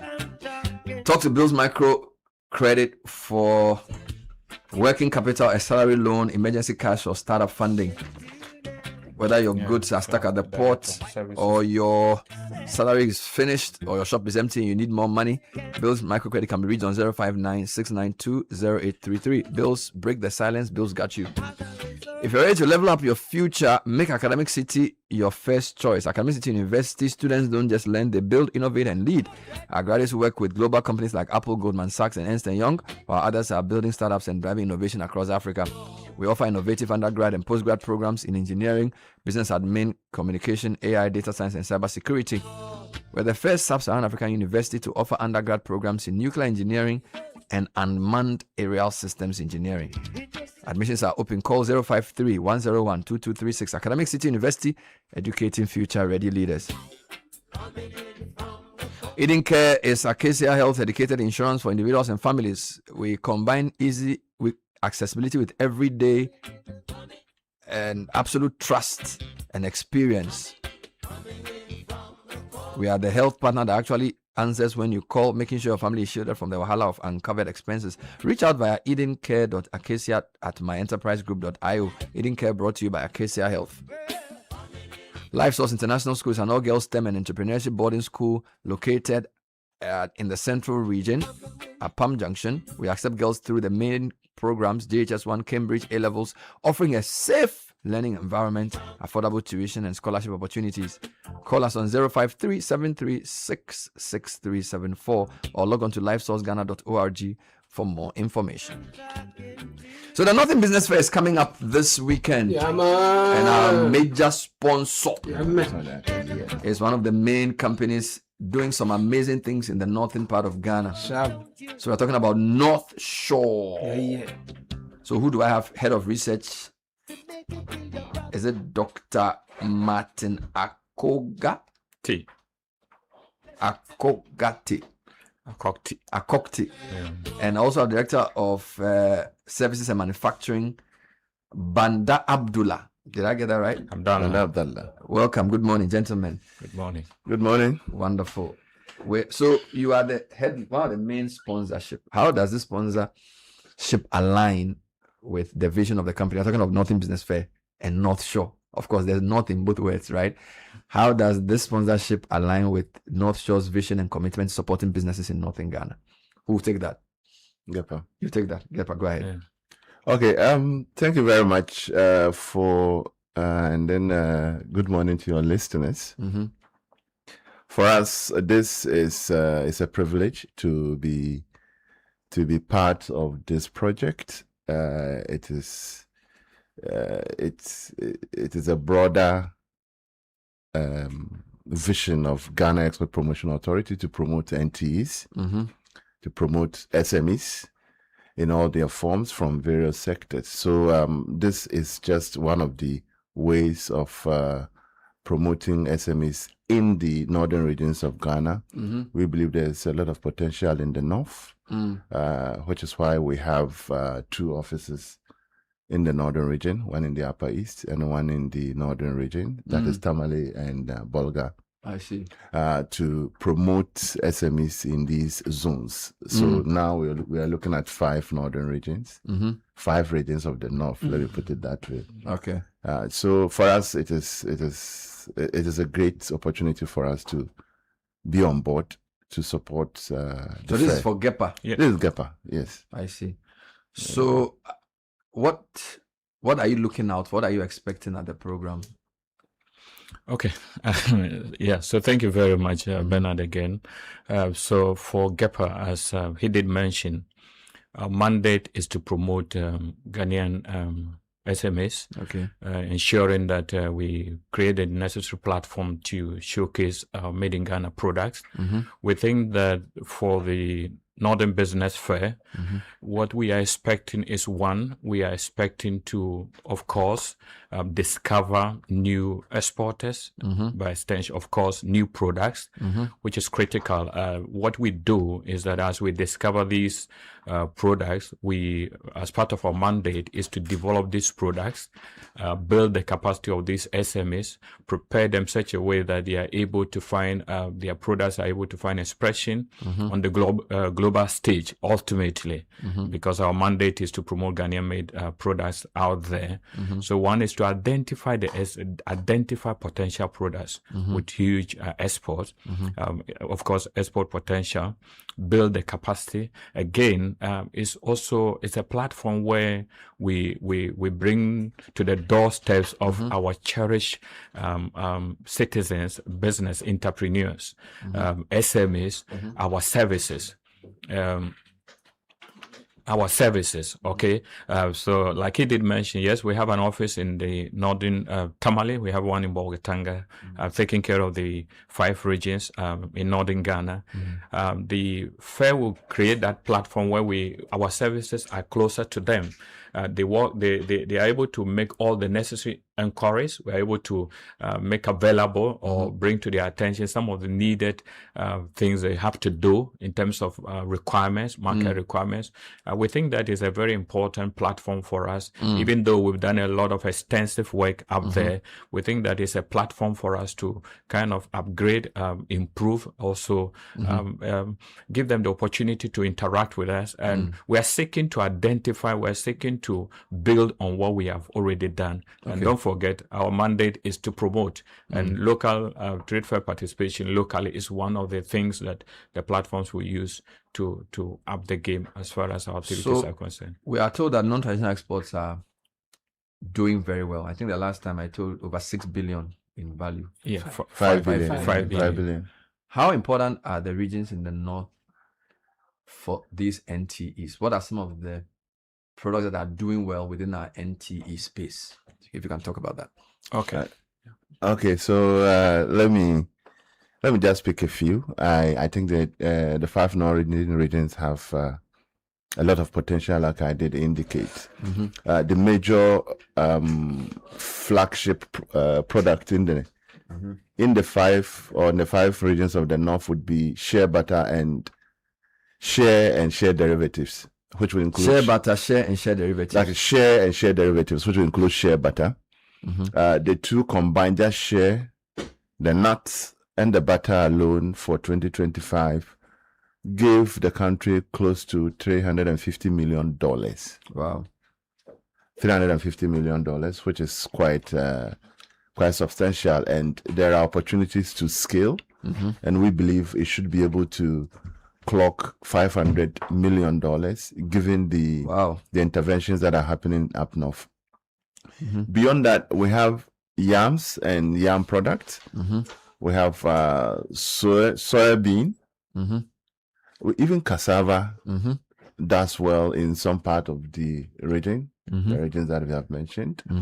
And then we have other many products like fonio, which is a superfood. People are talking about fonio these days. Yeah, fonio is a superfood, and there's high demand for fonio and other legumes.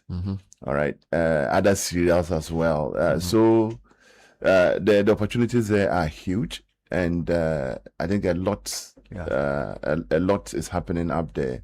So it is important that this fair is happening, and it will give us the opportunity to platform some of the SMEs. What do fairs like this do for potential exporters? Maybe somebody started selling in Accra, Kumasi to Burkina. He hasn't even crossed the border yet. How important will a fair like this be for them as you nurture them? Because I think what the GEPA does is to support the companies to get to the next level. How important will a fair like this be in nurturing them to become export ready? Yeah, very good. Yes, it's very, very important. You know, you will need to start from somewhere. A fair of this nature is the starting point. Like I did mention, he talked of the share. So you're doing shea butter product, or you're doing maybe burger baskets, or even the fugu. As an SME, you've never crossed the borders of this country. Participating in a fair like this will give you exposure. Exposure in the sense that you're going to interact with other entrepreneurs or other SMEs. You're going to have the opportunity of interacting with institutions mandated to work on in terms of standards, certification. Of course, GEPA will provide you the needed technical in terms of knowledge, in terms of exposure. So we think that you network. Okay, it's a very good platform where you get to see what others are doing. And for us at GEPA, this is the starting point. We see these opportunities. We pick these products. We look at these SMEs, people with passion, people with entrepreneurial drive, so that we can nurture them. we can nurture them and build their capacity. They are able to attend the Ghana Export School, get export ready in order to be able to be onboarded as far as our trade participation international wise is concerned. So it's a very, very important platform for SMEs. Don't forget, you need to start from somewhere locally. You cannot just jump out of the car and say you are going to, let's say, to market or sell a product in New York when you haven't tried the market locally. And we think that this is a platform for people to even, you get people to look at the product. Sample it. How can businesses in the North find you? You say you are in three. So where specifically are you? And do you come to people or do they go to you? If I'm an exporter or a potential exporter, where do I find you? Okay, thank you. So it's both ways. It's demand driven and supply. So what we normally would do is so like he did mention, we have an office in Tamale, which is a zonal office responsible for Northeast, Savannah, and that of Northern region. We have another office in Bolgatanga, which is responsible for the Upper East and then the Upper West region. What we do by our mandate is that we take our services to the field, to the exporters. The other way is that they also look for us. For instance, if you want to register as a client and be issued an export license in order to be able to export your products, of course, you talk to us. You want to participate in the export school. You want your products to find expression in the trade houses across trade houses we've opened. So it's either ways. Either we take our services to them. We actually would do. Mr. Banda runs one of what we call discovery to markets. And discovery to markets, what they do in that department is to identify shopping malls, identify supermarkets, and they go out there to look for products, made in Ghana products, and what's the name? Identify these products, look for those who produce the products, reach out to them, assemble them together, we build their capacities, and they are ready for the international market. Final words from Dr. Banda, and also why should companies come for the Northern Business Fair? Because you are definitely one of the key sponsors and partners at GEPA. Yes, for SMEs across the country and probably up to Burkina Faso, if they can hear us across the border. If you want to participate, it is the perfect opportunity to exhibit your product, to showcase what you have. It will provide you with the opportunity to network, to talk to other SMEs, learn from the best. There will be one or two things you can learn by exhibiting. It could be packaging, it could be labeling, it could be sources of finance. I'm sure there are going to be other partners, financial partners. How do I get a loan? How do I get a grant? So it's a perfect opportunity for you to scale. Wonderful. Yeah, so SMEs, we encourage them to be part of this program. It's very important. And it provides you the opportunity to see the vast opportunities that exist in the and if you want to register, you can call 0205 973 973. The Northern Business Fair is an initiative of Citi FM Channel 1 Television, and our major partner is the Ghana Export Promotion Authority. Thank you. We appreciate your support for this particular project. I'll be speaking to Dr. Martin Akokti, who is the head of research, and Banda Abdullah, who is the director of services and manufacturing for GEPA, not North Shore. I don't know how come. I thought you were from North Shore, but we will see how that plans out. Thank you, gentlemen. Thank you for being on the program. And thank you for having us.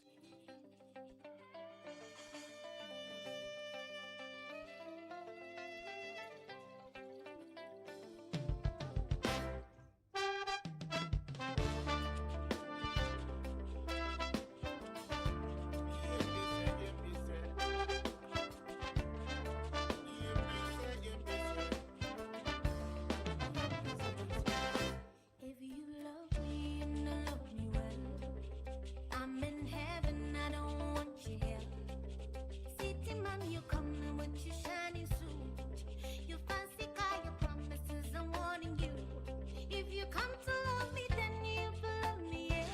All right, before we check out of here, when you buy anything, it's got to be the very best diamond, 42.5 hour grade, highest quality on the Ghanaian market. We've been around since the year 2000. We are rated green by the EPA. We have the 32.5 hour grade as well. Great deal, great value for your pocket. Deal with the company directly. We are nationwide. Our factories, however, in Avle, Takoradi, and Buepe. Call us 0540 111-978. Diamond cement is still as hard as a diamond. And if you're looking for a best of flavor in every sip, you will discover the refreshing taste of Piva beverages. We have Piva Cola, Piva Orange, Piva Cocktail, Piva Grape, and Piva Tangy. So grab yours now at a local store near you. If you need someone to call for bulk purchases, 0550-032-231. Piva beverages, a taste you will love. While we are at Jibu is offering you quality treated water. As the heavy rains continue and flooding affects many communities, Jibu Ghana wishes everyone safety and encourage you to take every precaution to protect yourself and your loved ones. Now, you know, the Ministry of Health has advised the public to boil or treat drinking water, but Jibu water actually goes through very rigorous multi-stage purification process under strict quality standards. So go for Jibu. Stay safe, stay hydrated. Jibu water is your trusted choice. 020-984-5817 is the number to call. And finally, great news. The Ongalicious Abingwaha promo has been extended to the 15th of August. You know how we've done it. 20 Onga powder promo sachets, 20 Onga shrimp tablet promo wrappers. Now we say you can add a mix of them, all of them up to 20. Submit them to a redemption center. You will get a unique code. Scratch it, send a unique code to *713*27#. You will instantly win something. There is over 4 million Ghana cedis worth of cash and prizes up for grabs, and cash prizes are up to 200,000 Ghana cedis, smart TVs, deep freezers, washing machines, kitchen appliances, and many more, all for grabs. We've extended this promo to the 15th of August, so look sharp and be part of this. So that's all we have time for the City Breakfast Show today. Branch in the City is up next.